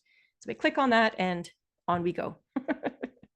So this would be actually a specific information question, wouldn't it? We had to find those details precisely in the diagram. So it takes a little bit more focus and attention to detail from all of you. But that is it. We've set ourselves up nicely for success here in these first two parts of the reading test. There is a bottom set of questions, which we won't take the time to do now for reading part 2, but be aware that there would be 3 more questions, and then you would use the same strategies to answer those as well. But I am now going to move on to reading part 3, reading for information. And this part of the CELPIP test is very different in structure from all the others. So you've got 10 minutes to answer 9 questions. There's only 1 set of questions though, not 2 like we've seen before. And the passage you're reading through is still going to be 4 paragraphs long. So the length is more or less the same as what we started. But this passage is going to teach you specifically about a person, a place, or a thing. So for instance, you might be reading all about, it could be a discussion about an animal. Perhaps you're reading all about the habitats and where these animals live, etc. Perhaps it's about a person, a famous person, and you're reading all about their life. We call that an autobiography. So whatever the passage is, it's fact-based, designed to teach you new information. That's why we call it reading for information. Here's what the passage looks like. So I'm going to show you what the passage or the text looks like. And you'll notice in front of every single paragraph, you've got a letter, A, B, C, or D. At the very bottom, you notice the letter E. More on that in just a moment. Over here, you've got that 1 set of questions. I call them statements. They're not really questions at all. As you can see, they're just sentences, if you will. Let's take a closer look at these statements. All right, 9 of them in total. Your job here is to read through them, and you're going to try to match these statements in meaning to one of the 4 paragraphs in the reading passage itself. So when you open up the answer boxes, you always see the same answer choices, A, B, C, D, or E, all the way through. So going back to our paragraphs or passage here, again, remember how we label these paragraphs, A, B, C, D, and E. So let's say, for example, you looked at statement number 1, and you very closely matched the ideas discussed there with paragraph B, just for example. You would then select B as your answer, and then you would move on to the next statement and move through. If at any time you cannot find a statement discussed within this passage, or perhaps you find part of the statement, but not the entire thing, that's when you're going to select E as your answer, which means not given in any of the above paragraphs. What makes this passage also a little tricky is that there's no order to it. Throughout the rest of the CELPIP test, if you've noticed, the questions more or less follow the order of the reading passage. But for part 3, it's a jumble. It's almost like a word puzzle. So, your first statement might be found in paragraph D. Your second statement, that one might be in paragraph A, and so on. There's absolutely no way to predict. It's always based on language and ideas. So you have to work through each statement individually on its own. So step number 1, we're still going to use the same strategies that we've done before. We're going to do a quick skim read to get acquainted with the text. Our first job is to understand exactly what this general topic is all about. Can you have a look, read through the first sentence maybe of each paragraph? I always start with the first sentence. It usually gives enough info that you start to get the sense of what the whole thing is about. Have a look, and when you're ready, can you identify for me what you think this whole passage is teaching us about? I'm looking for one word. Let's keep it general for now. We're going to go step by step.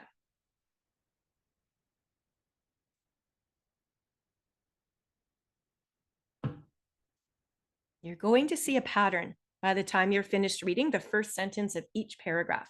You're going to see a word repeated over and over again. And this is yet another strategy for reading. When you see repetition, you know that word has to be important. And oftentimes it's emphasizing the main ideas. Excellent. Yeah. So a lot of you are correctly identifying the word dragonfly. And I noticed that word as well. In fact, I'd like to circle the word for you. Okay. If you worked your way through, you will have noticed the vocabulary is quite difficult now. I mean, look at paragraph A. Look at some of the words in that top line. You see words like carnivorous and odontists and so on. These are words that might make you panic. The trick is not to panic. The trick is to look for words that you do understand. In that top line, I see the word insect. I know what that is. And in the second line, where we see dragonflies, it's starting to already make sense. Well, a dragonfly is a type of insect. And so to test our theory that this whole passage is probably about dragonflies, we move down to paragraph B, and it's the first word. And then we look at paragraph C, and it just happens to be the first word again. And in paragraph D, the word dragonfly, there it is again in the top line, as a matter of fact. So these are the types of patterns that I want you to find. It'll help you immensely to understand the overall topic. So again, this is step 1. In the testing center, when you take your CELPIP test, you will be given paper and pen. And I strongly recommend that you take notes for this reading part 3. If this were my test, on the top of my paper, I would write the word dragonflies. And that just reminds me that that's what I'm learning about. We're now going to go through each and every paragraph, and we're going to try to find the focus or the main ideas contained within before we find the specific details. Here's paragraph A. Can you take about 15 seconds to skim read it through? I'll give you a head start, and then I'm going to demonstrate skim reading for other main details. Okay, read it to yourself first, though, so I'm not rushing you.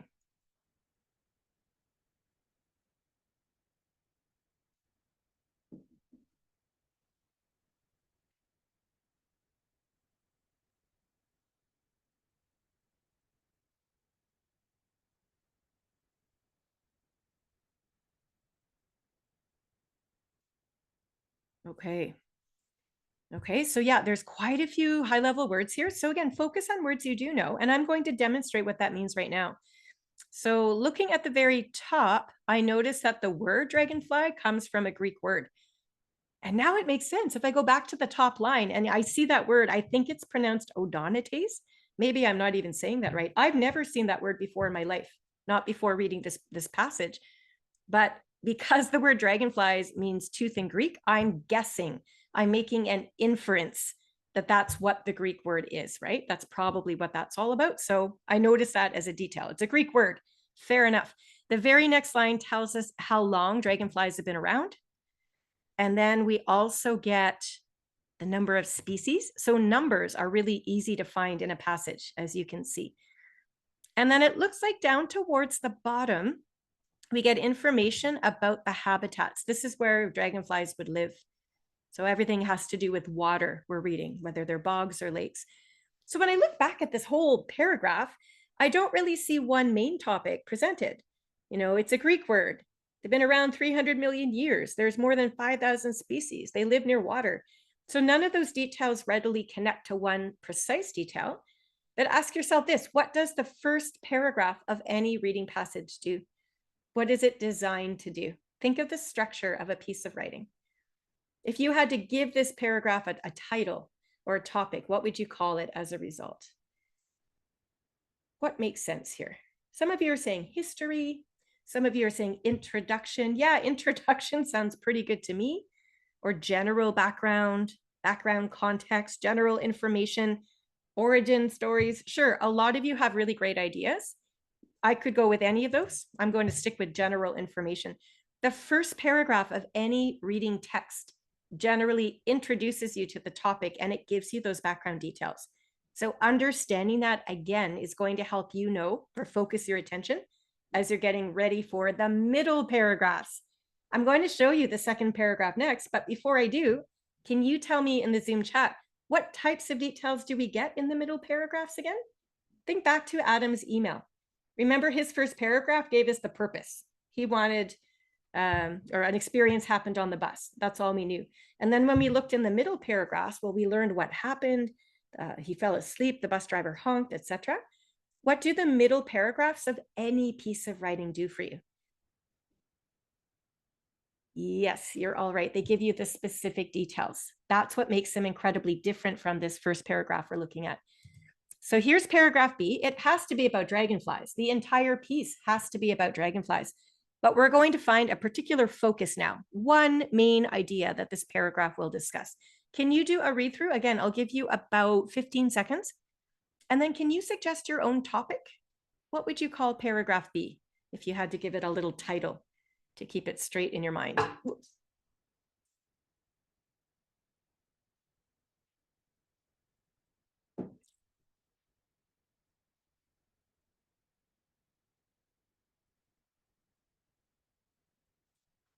And as you're still working out your answers, a lot of ideas coming in, which is great. I'm going to do a quick skim read. So I noticed we started off by mentioning there are fertilized eggs, and those eggs, I guess they hatch, for lack of a better word, and out comes a nymph. And this paragraph tells us that nymphs are these little, they're called immature water-dwelling insects. It's like a baby dragonfly, basically, is what a nymph is. And then that nymph is going to eventually grow up and become an adult. Those were the details that I gleaned. Now, these are all specific details, you notice. We don't get the topic of this whole piece until here. So when you see the words life cycle, it all suddenly clicks and makes sense. Yeah, this whole paragraph is telling us about the life cycle or the stages that the dragonflies go through as they grow up, eggs to nymph to adult. That's the connection. That's what all of those details have in common. So on your piece of paper, you've already written down A, general introduction, B, life cycle, and we're keeping track of the topics of these paragraphs because when we look at the statements next, we're going to be able to hopefully match those ideas with one of these paragraphs.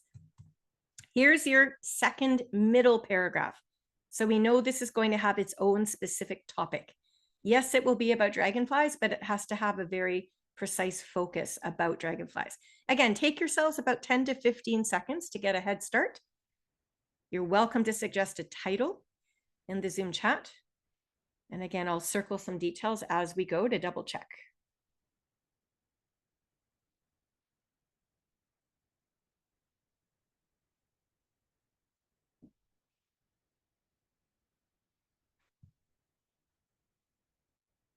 All right away, most of you are putting something to do with hunting, and I'm glad you are, because that was the first idea I mentioned. Hunting techniques. And we get lots of examples of how they hunt, but there's a secondary part to this. And some of you are also picking up on the fact that we also get mention of the food that these dragonflies are hunting for with some examples.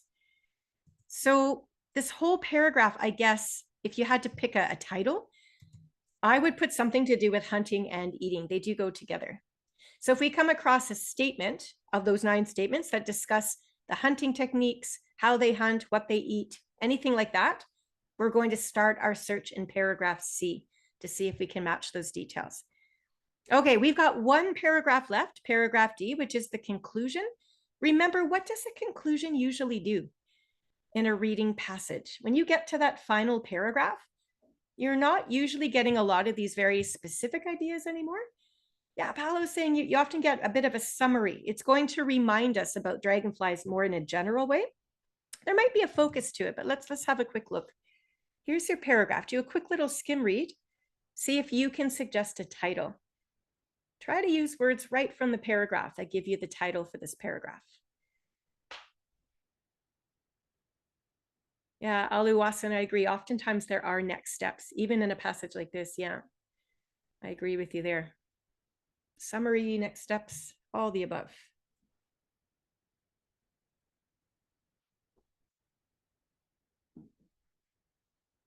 Okay, yeah. So the very top line, a lot of you are correctly suggesting this has something to do with interesting facts. So when I see that, I would expect to find examples of interesting facts. And sure enough, we get several examples of these interesting facts. So I guess dragonflies are one of the fastest insects in the whole world. I guess they have a 360-degree field of vision, which is pretty amazing. And that whole bottom section talks about how they've been introduced in Myanmar in Southeast Asia. They eat these mosquito larvae so that the mosquitoes no longer pass along germs and fever. So these are all, again, examples of interesting facts. So quite honestly, if I had to give a title to paragraph D, I'd probably call it Interesting Facts and move on. So once we've gone through the 4 paragraphs and made an outline, and for this part of the test, you're likely taking a good 40 seconds, possibly to a minute of your time to do this, as there's more information to read through. But I think investing that minute is going to now make your job of matching these statements 100% easier. So that's why we took the time to make the outline in the first place. Of these 9 statements today, we're going to have time to do one of them together, and I'd like to do this one, number 6. So we'll make that a little bit bigger here. This one reads, a nymph's maturation rate depends on its nutrient intake. Lots of fancy vocab there. Have a look at the outline below, please, that we've already made about this passage. Which paragraph do you think would be a good starting point? You will not have time to read all 4 paragraphs to match every single statement. You have to be choosy if you want to finish on time. And as I'm quickly looking into the Zoom chat, you are literally divided 50-50 down the middle between paragraphs B and C. Where would you start first? If you had to pick one of those to start, and here's a big hint. This is the subject of the entire sentence, right? That talks about the nymph's maturation rate, which means growing up. So because that's the subject of the sentence, I would probably start in the life cycle paragraph. But you're absolutely right. The second half of statement number 6 does refer to the nutrients or the food that the dragonflies might eat. And we do have a paragraph that talks about food. So this would be my strategy as well on the test. I would start looking in paragraph B. If I didn't find this idea there, I would then go on to paragraph C. If I still didn't find it, I would select E as my answer and move on. Statement 6 is so precise, it's not going to be a general introductory statement or like a concluding fact.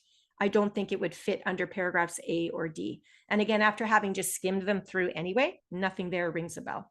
So if we find this at all, it's going to be in one of those middle paragraphs. That would be the best time management strategy. So let's get cooking here. Let's go to it. Statement 6 again says a nymph's maturation rate depends on its nutrient intake. Which of these words from the question are you going to start your search? So we're going to look at paragraph B, yes, but we need a starting point. We need a word to start looking through paragraph B to find. So you're now looking for the key word. Remember the keywords we've been talking about? Yeah. I like your suggestions in the Zoom chat. The word nymph is basically a specialized term, isn't it? It refers to that baby dragonfly, for lack of a better word. So I think if we can find the word nymph in paragraph B, once we've found the word nymph, we can then start looking for ideas that talks about the maturation rate, but we could have a variety of vocabulary here. Lots of synonyms available. So if we see words like maturation or development or growing up or adult and so on, and as far as the rate, that refers to the length of time it takes for that nymph to grow up. So we could see words like speed, pace, time. And then we have to verify that the length of time it takes for that nymph to grow up actually depends on the nutrient intake. which is the food or nutrition that this dragonfly is eating. Okay, so lots of paraphrasing and synonyms are possible. So coming into your CELPIP test with a widely developed vocab is certainly helpful, as you can see. So here's paragraph B. Can you find the word nymph? I'm going to give you 5 seconds. And I'll give you a hint. The word nymph is there twice. You have to find the right version of nymph to help you out with this question. So you're scanning, you're letting your eyes quickly go over paragraph B, and you're just looking for the word nymph. That's your starting point. Quick, quick, quick. Yeah. And there it is. I'm going to circle. You find them twice. That first instance of the word nymph is just a definition. It tells you that the nymph is an immature water-dwelling insect. So that's not helpful right now. We're trying to figure out if the nymph's maturation rate depends on different things. So the second usage of the word nymph says 1 to 4 years in the nymph stage. So now I know we're looking in the right place, right? That seems to check with the ideas. So again, I've highlighted in yellow now the middle chunk there that talks about the maturation rate. Nymph's maturation rate. Have a quick look at what I've highlighted. Find the specific details that back up the notion that we are indeed getting lengths of time and the little nymph is growing up, etc., etc. Do you see them all? So 1 to 4 years, that's the rate or the time. Now it's growing into an adult, it's mature. So this first part of the statement is indeed verified. We've just checked that off. That's what the yellow highlighted sections represent. But we're not done yet. To select answer B, or to select B rather as the correct answer, we have to verify that the maturation rate of 1 to 4 years actually depends on the food or the nutrients that this dragonfly eats. Do you see anything at all about food, nutrition, what other words there? Consume, eat, anything at all about food in this paragraph influencing the length of time it takes for that dragonfly to grow up? And I'd have to say, if I'm looking for food, nope. And all of you in the Zoom chat are correctly saying, no, it's not there. And upon closer inspection, we actually learn that it depends on the species. That's what determines how long it takes that nymph to grow into an adult. So the species is a completely different idea than the food or the nutrient intake. So this is not good enough. We cannot select B as the answer. We've only really got half the idea verified. So remember, on the test, you would move on to paragraph C.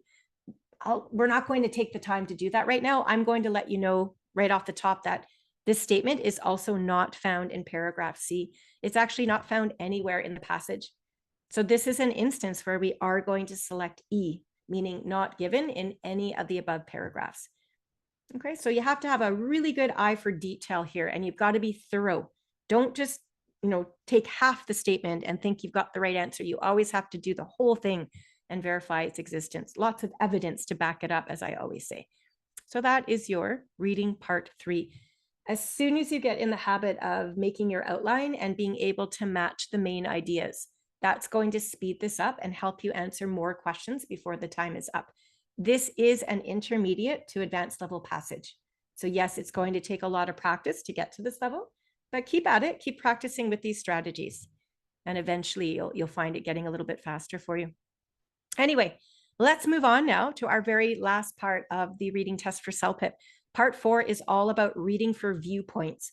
And viewpoints are people's opinions and perspectives. So the way this one works, this is definitely the most advanced or most challenging text you'll have. You do get 13 minutes, so this is great. You've got 10 questions to answer. And again, it's split between two sections. There's a top set and a bottom set. The main passage you're reading through is an article, kind of like a news article. And what it's going to do is present one main topic. You have to identify the topic right away. And then throughout the article, you're going to be reading about different people. You'll have their names and likely their job titles. So note who these people are. It's up to you to decide what their opinion is about the topic. Some of the people in the passage will likely agree with each other and others will disagree. So it's for you to determine, what do these people believe and why? If we can do that, we'll be able to answer most of these questions correctly. The second text that we answer, again, is a little short comment, sort of like an email, a very short response. from a reader who's already read through the article. And we have a few more questions to answer about that.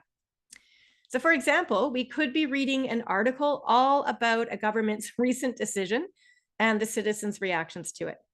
Perhaps the article is about the impacts of a parenting style, both positive and negative. And then you're going to have different parents with different ideas about how we should raise children, etc. Okay, so think current events, think anything along the lines of a news article. That's more or less what this is all about here.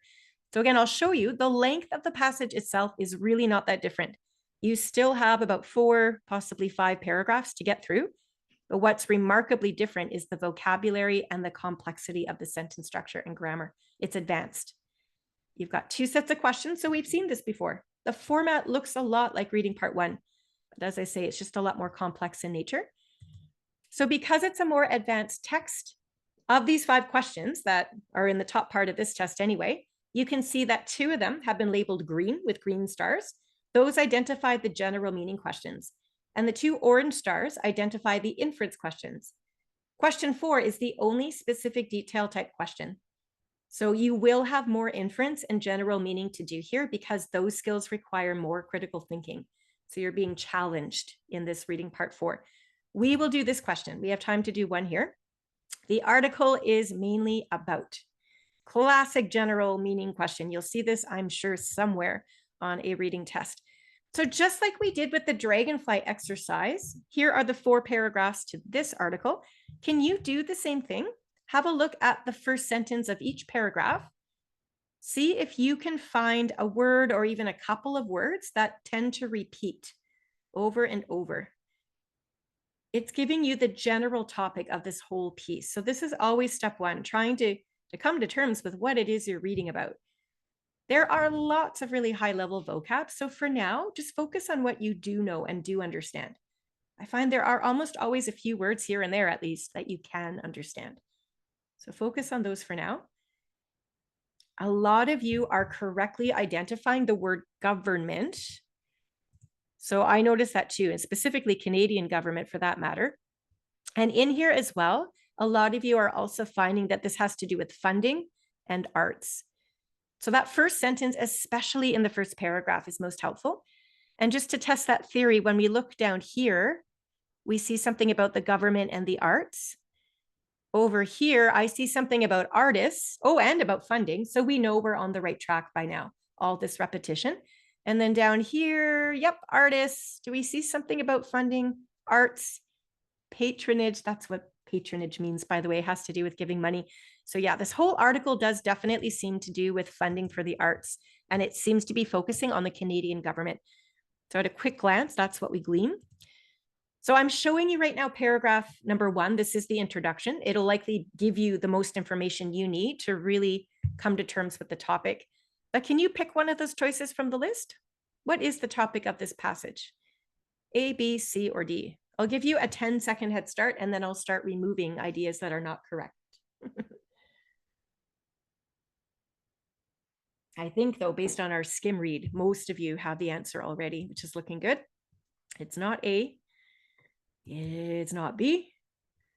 And the answer is not D. I think everybody in Zoom at a quick glance there did select funding for the arts in Canada, and this is absolutely right. This is the topic of the passage. So we've already completed one question correctly. So that's worth 1 point on the CELPIP reading test, which is great. Before we even would go on to question 2, you would want to get a little bit more background information from the first paragraph. So again, the topic, no surprise, is even mentioned twice here. So in the top, funding visual and performing arts, and in the bottom, again, funding for the arts. So much repetition really verifies that we have the right topic in mind. But there's more information to learn here. I guess the Canadian government in the past has given a lot of money to the arts. There's a long history here. But it also looks like in more recent times, there have been difficult fiscal choices. Fiscal has to do oftentimes with money. So it looks like money troubles have made it that the government is starting to withdraw its support. It's no longer giving as much money to the arts as perhaps it once did. That's what I'm reading here. And then in the very bottom, there are some groups who actually don't want the government to fund the arts. They see the public funding as a total waste of money. So that sets the stage. And what I'm predicting is going to happen, I hope you are also predicting, when we get into paragraphs 2 and 3, we're likely going to be meeting different people from the community. Some of them maybe want the government to fund the arts, while others will not want government funding. So that, again, making connections with the reading and anticipating what we're going to be learning about next. So here is paragraph 2. I've got a very easy question for you. You can all answer. And here's my question. Can you find the name of the person whose opinion appears in this paragraph? This is always step 1 now. Let's find the people. The people and even their job titles, if there is one. This is just easy, easy. You're looking right at the text, and I want you to write it down. Yeah, everyone's got the name. It's literally the 4th word in. So Miriam Donahue is the first person we meet in this article. She happens to work for the Canadian Taxpayers League. So now I'm getting it, right? Taxpayers' money comes from us, the citizens. We pay taxes on our hard-earned money, and then the taxes go towards supporting different societal ventures. So the arts would be one of them. So already in my mind, if she works for the Canadian taxpayers, can you predict? Do you think she'd want taxpayer money going towards funding the arts? Yes or no? What's your prediction? Always predict before you read. Already, are you getting ideas? Like if she works for basically for us, the taxpayers, would she really want taxpayer money going to support the arts? I'm thinking no. A lot of you in the Zoom chat are saying no, probably not. So let's keep reading and verify if we're correct. What I would pause to do you see on the right of my screen here? We're going to pretend that that rectangle represents our notes that we're taking. So in the testing room, I think you should take notes for part 4. It'll help you keep track of who you're meeting and what their beliefs are. So at the top, I just summarized in my own shorthand the title or the topic. This says government funding for the arts, ? We want to keep our notes very short so we have more time to read. So the first person we're meeting is Miriam Donahue. I'm going to get her last name down as it's a more formal piece, and I'll stick with the initial M. And she happens to work for the Canadian Taxpayers League. So it took me just a few seconds to copy that down.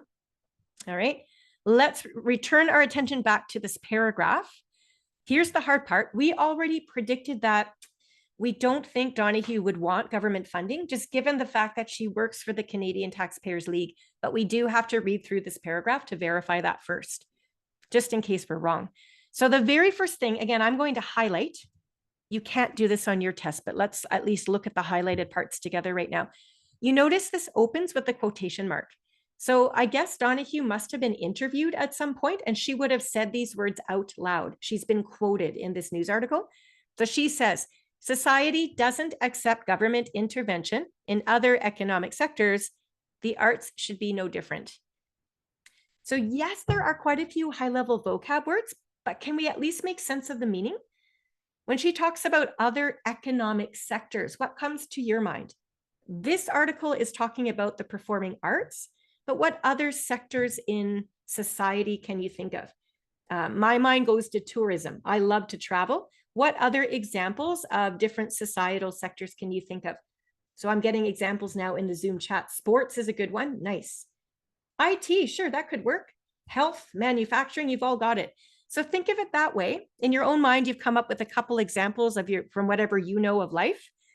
And she's saying that the government basically doesn't intervene or give funding, I think is what she's getting at, to other parts of society, like perhaps restaurants, tourism, sports, etc. She's saying the arts should be no different. So I'm going to summarize that in very simple language in my own words here in the notes. She basically says other areas, like we just thought of, like sports, etc. Other areas don't get government funding. The arts shouldn't either. So I think we've already verified our opinion is correct. Really, Donahue doesn't want the arts to receive the public funding. And let's keep reading to make sense of this more. The next part of this passage, government intervention distorts the market and so on. Look at all the big words. Artists should be more entrepreneurial and obtain money from the private sector. So there are quite a few really large words there. So I tell you what, I'm going to pick and choose the words that I think we do know. I'm going to highlight them in green, as a matter of fact. If we just looked at these words, artists should obtain or get money from the private sector. That idea is a lot easier to work with. We can skip over some of those big words for now and still get the gist of what she's saying. So if artists are getting money from the private sector, it means they would not be receiving money from the government, right? The government is public funding. So here is another second piece of evidence to support that our prediction is correct.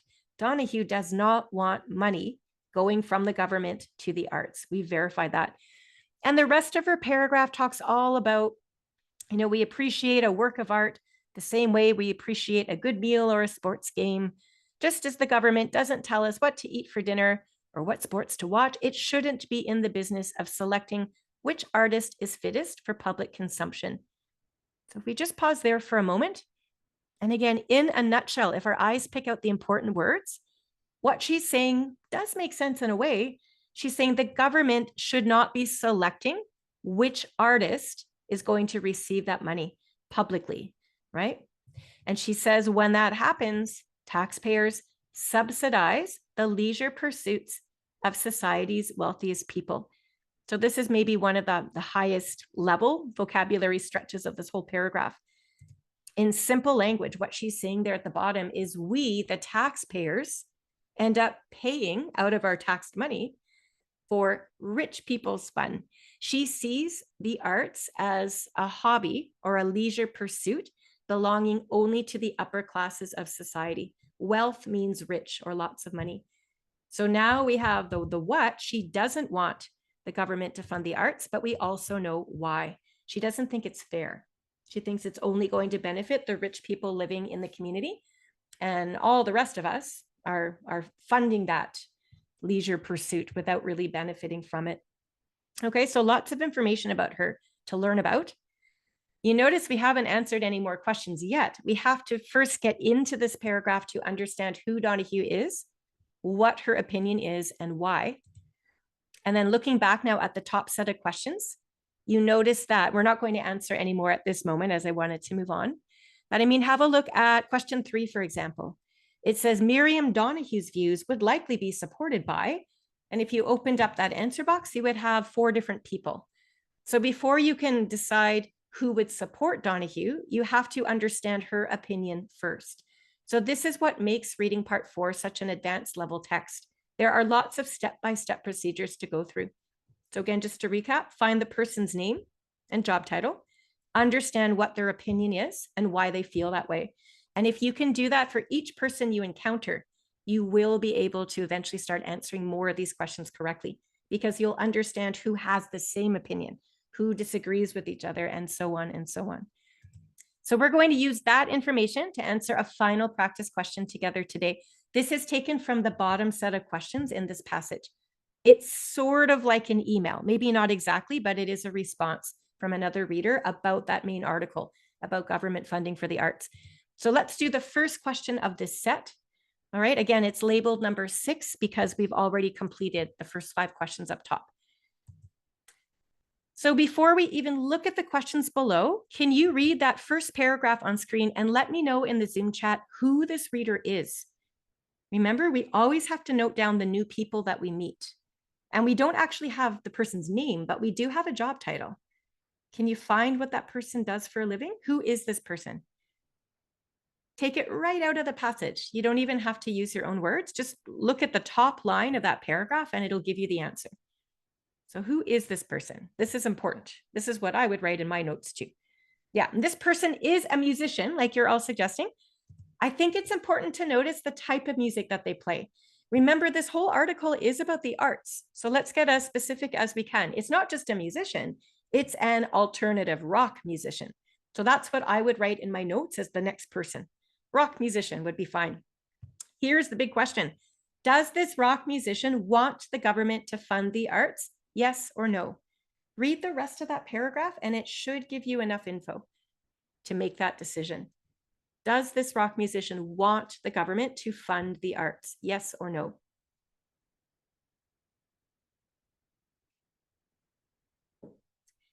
Unanimously in the Zoom chat, everybody says yes, and you are absolutely correct.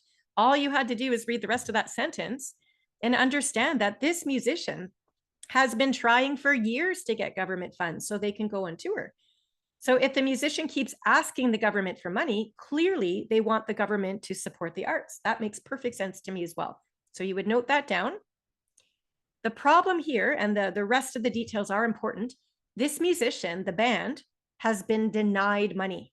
So they keep asking, and the government, the bureaucrats, another fancy word for people that work, I guess, for the government, keep saying, no, we're not giving you any money. We're not funding your band so you can go on tour. And the last insult to this rock musician, the last frustrating piece, is that the musician says, well, other types of music like ballet and opera and symphony, they're getting money, he or she says. But yet the rock musician, we're not, and that's not fair. So we have a bit of a dilemma here for the rock musician.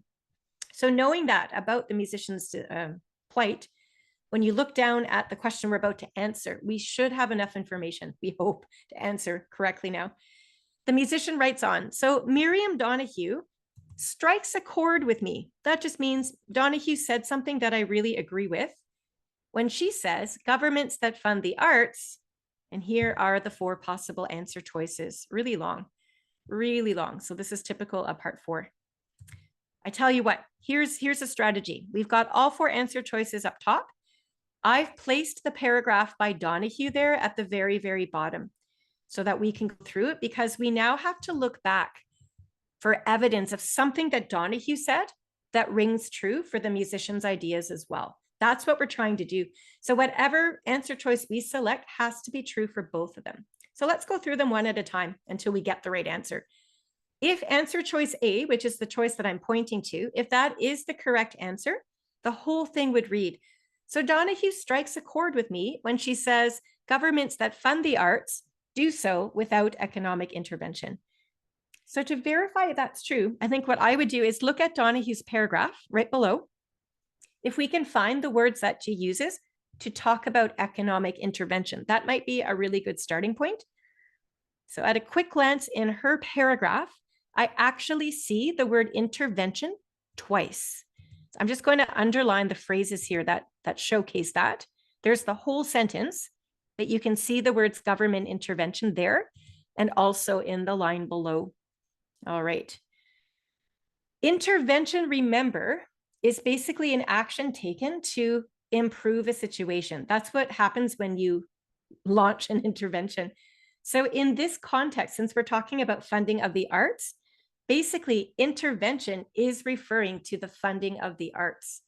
So when you think of it that way, funding of the arts is a kind of economic intervention, because the government needs to get involved to keep arts programs running by giving them money. So if answer choice A is indeed the correct statement, it should read, governments that fund the arts do so with economic intervention. But answer choice A says do so without economic intervention. So this answer choice A is completely opposite to the meaning that we're pursuing. So it cannot be true. It's certainly not true for Donahue. We don't even have to think about how it applies to the musician, because the answer choice has to be true for both of them. As we look at the next idea, it says here to pay for the pastimes of the elite. We actually have discussed this idea before.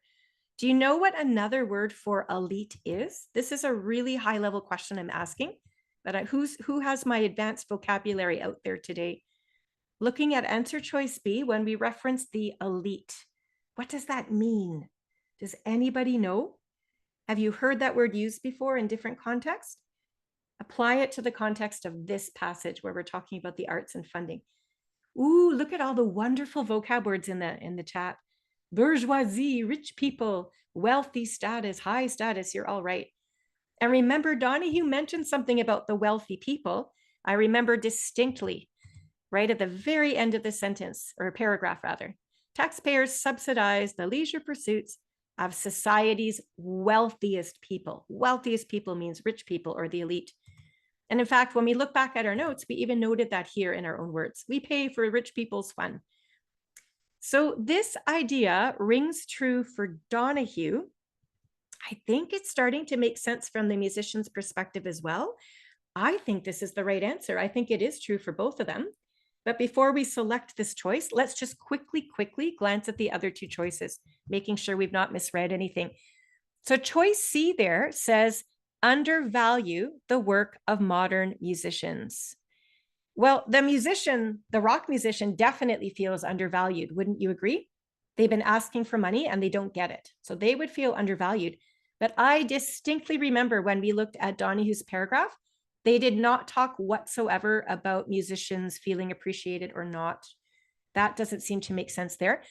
And then that last part, support administrators rather than artists. Off the top of my head, the musician talked only about music and different genres of music. There is nothing in that musician's paragraph that talked about administration.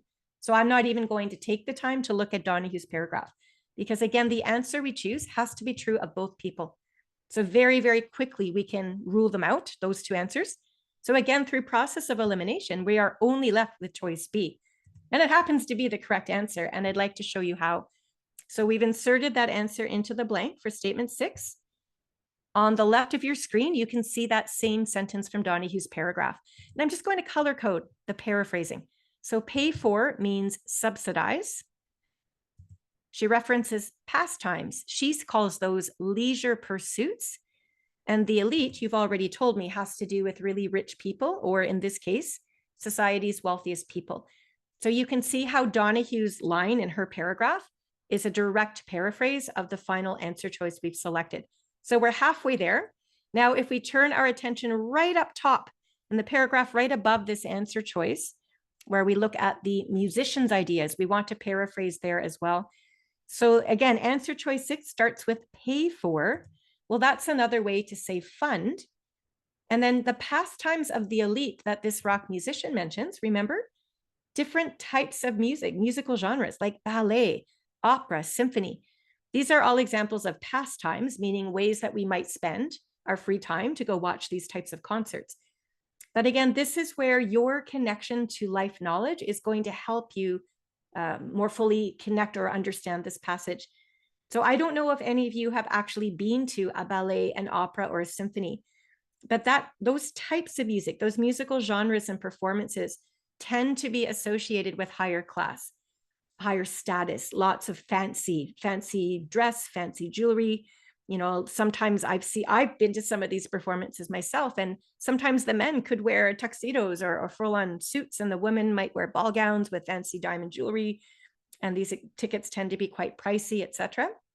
Versus going to a rock concert. Yes, concert tickets nowadays are pricey, but when you go to a rock concert, you don't have to be dressed up. So it doesn't have that same connection to the wealthy or upper class. So that's how you would read this. Ballet, opera, symphony, those are the pastimes of the elite as far as this rock musician is concerned.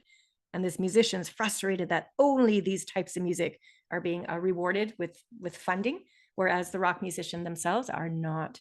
Okay, so we have evidence now. We've connected that answer choice to both Donahue and the musician. And that's how we know without a doubt that it is the right answer. Okay, so that is the end of your reading practice for today. Oof, we got through it in the nick of time. I'm going to spend just a few minutes more here covering our study materials. So if you do have any last minute questions, this would be a great time to put them in the chat box there. And then we'll log off for the day. So we do have, I'll remind you as well right now that if you are taking CELPIP, you could take it for your postgraduate work permit applications. So that's just another way you could use the CELPIP scores if you're indeed in that situation. We do have other free webinars. Here's a list. All of these webinars are 2 hours long and we present them all on Zoom. So they're free to access, but just like we did today, you would simply need to register online. So find the schedule at celpip.ca. Just type in /webinars.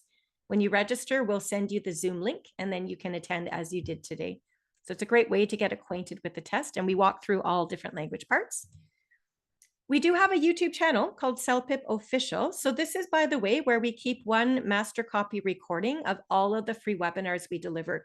So if you've missed a webinar or can't seem to find it in the email that we give you, for example, you can make your own way to the YouTube channel. And we have just started a new playlist, by the way, that's updating all of these webinars that we're presenting. So find the playlist there. Watch whatever webinar is most helpful to you, but you've got your choice. You can either wait to receive the recording in the email after you've attended the session, or just click on it on YouTube. Either way. We do have other study series there, like there's a study tip series, there's a CELPIP live series that we present, and all of our past episodes are recorded and posted there. So do check those out, as they're free ways to get more instructional support for CELPIP. We have 2 free practice tests as well, right on the website, celpip.ca. You'll recognize some of the questions as when we do these free webinars, we take the practice questions directly from the free practice tests. So I encourage you to go back when you're fresh and complete the test, and you'll recognize some of these reading questions that we did today. Good way to learn and see how you've improved, I guess. After you've completed all the free activities, you can certainly go to the online bookstore. We've got a link here at the bottom of the screen. You can purchase additional practice tests. There are currently 13 sets available, and each set contains 2 tests. So you're more than welcome to purchase all 13 sets, and you would have 26 practice tests to complete, which is a tremendous number of tests. There are study guides and online courses and textbooks and so on. So I'll let you browse at your leisure. There's a small write-up underneath each product, and you can see the price point too. So you can check those out if you're looking to make a purchase at some point. And this is a good screen maybe to take a screenshot of right now, as it gives you the customer service email at the very top, info@celpip.ca. It also gives you reminder links to the CELPIP website, homepage, I should say, and the bookstore. And then all 4 of these social media channels do contain free content. So reminders that we go live on YouTube every second Thursday at 9:30 in the morning, and that would be Pacific time. Instagram too, we tend to go live about once a month, always on a Monday at 9 in the morning Pacific time. In fact, if you subscribe to the channel, you would always know when the next live episode was coming up. And if you miss a live episode, as you know, you can always go back and watch the recordings. So I'm going to leave you with that for now. I'm going to have a quick gander in the Zoom chat to see if I've missed any questions here. I have a question from Angeli asking about a reevaluation. Yeah, so you do have the option once you complete your entire CELPIP test. So that would, for most of us, if you're doing the general test, that would include your listening, reading, writing, and speaking test. The way that the listening and reading tests are assessed and you get your score is done through the computer, remember. So there's absolutely no point in requesting a remark or a reevaluation from either the reading or listening sections, because the computer is not going to change its mind. There's only one answer, and the computer knows what that answer is. So it does cost money, by the way, to request a reevaluation. So again, I would not advise reevaluating listening or reading for those purposes. Your score is not likely to change, right? Yeah, so I'm glad you asked, and I'm saving you some money today by suggesting not to do that as well. Yeah, okay. Another question is coming in from Ria, wondering how many times you can take CELPIP. You can take CELPIP as many times as you need to until you get your goal score. But you have to remember that every language test is quite expensive. So it would not be advisable to just take the test every 4 days. I think that's the limit, or the time frame. You have to wait at least 4 days before you take it again. But every single time you register to retake it, you're spending another, it's about 300 Canadian dollars at the moment, right? Including taxes. So you want to make absolutely sure that you're ready, that you've put in the time to study and improve your skills before you actually take the test again, so that you've got a better opportunity to reach the scores that you need. Yeah, so I'll leave that to you. Everyone's different, but most of us would need a little bit of time, I guess, to review and improve for sure. Okay. The passages we did today, Manmeet was wondering, the passages we did today are from a past CELPIP test. You'll never see them again on a future test. Whatever test you get when you take your own CELPIP test, yes, there are different forms or different versions. You're not going to get the same questions when you retest. Yeah, so bear that in mind as well. And this is why I always say it's so important to actually look at the strategies and the skills that we're learning. So we spent so much time today identifying main ideas and keywords and specific details. So if you have honed that particular skill, you should then be able to answer any question from any test at all that you get, right? Versus working with the same material. Yeah, good. We have time for just a couple questions more. Anything else that we need to get into? Sonia was wondering specifically about the Accelerate online course that you can purchase in the online bookstore. That course is a second favorite, just beyond the practice test. Everybody loves practice tests. So by far, I'd say that's definitely the biggest purchase. But the Accelerate online course is a close second, because what it does is it includes a variety of pre-recorded instructional videos.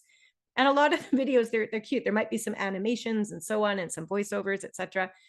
And the lessons they're provided are what I call bite size. You're not getting a 2-hour webinar like what we did today. Instead, you might get a 5 to 10 minute little recorded lesson on one aspect of the material. So if you're studying listening and you're really stuck on note-taking, watch the little mini videos about note-taking, and it will walk you through examples and step-by-steps. So once you've watched those instructional pieces, there are activities to complete to test your learning. So yes, there are quizzes, but there are also activities too. There are complete tests included with that, by the way. So after you've walked through the listening and the reading test and done all the activities, you'll be able to complete practice questions from a CELPIP test to see what you've learned, etc. Yeah, so it's a really well-rounded material designed to help you study on your own time, because not everybody is able to commit to a 2-hour session as what we've done today, for sure. Good. Okay, thank you so much for joining us all today, folks. It was a busy session, but we certainly got so much covered. Thank you again to my colleague Simon for helping us out in the Zoom chat. I don't think I would have had time to get to all your questions today as I was teaching, so I do appreciate the assistance. Hopefully too, we'll see you again for the next webinar.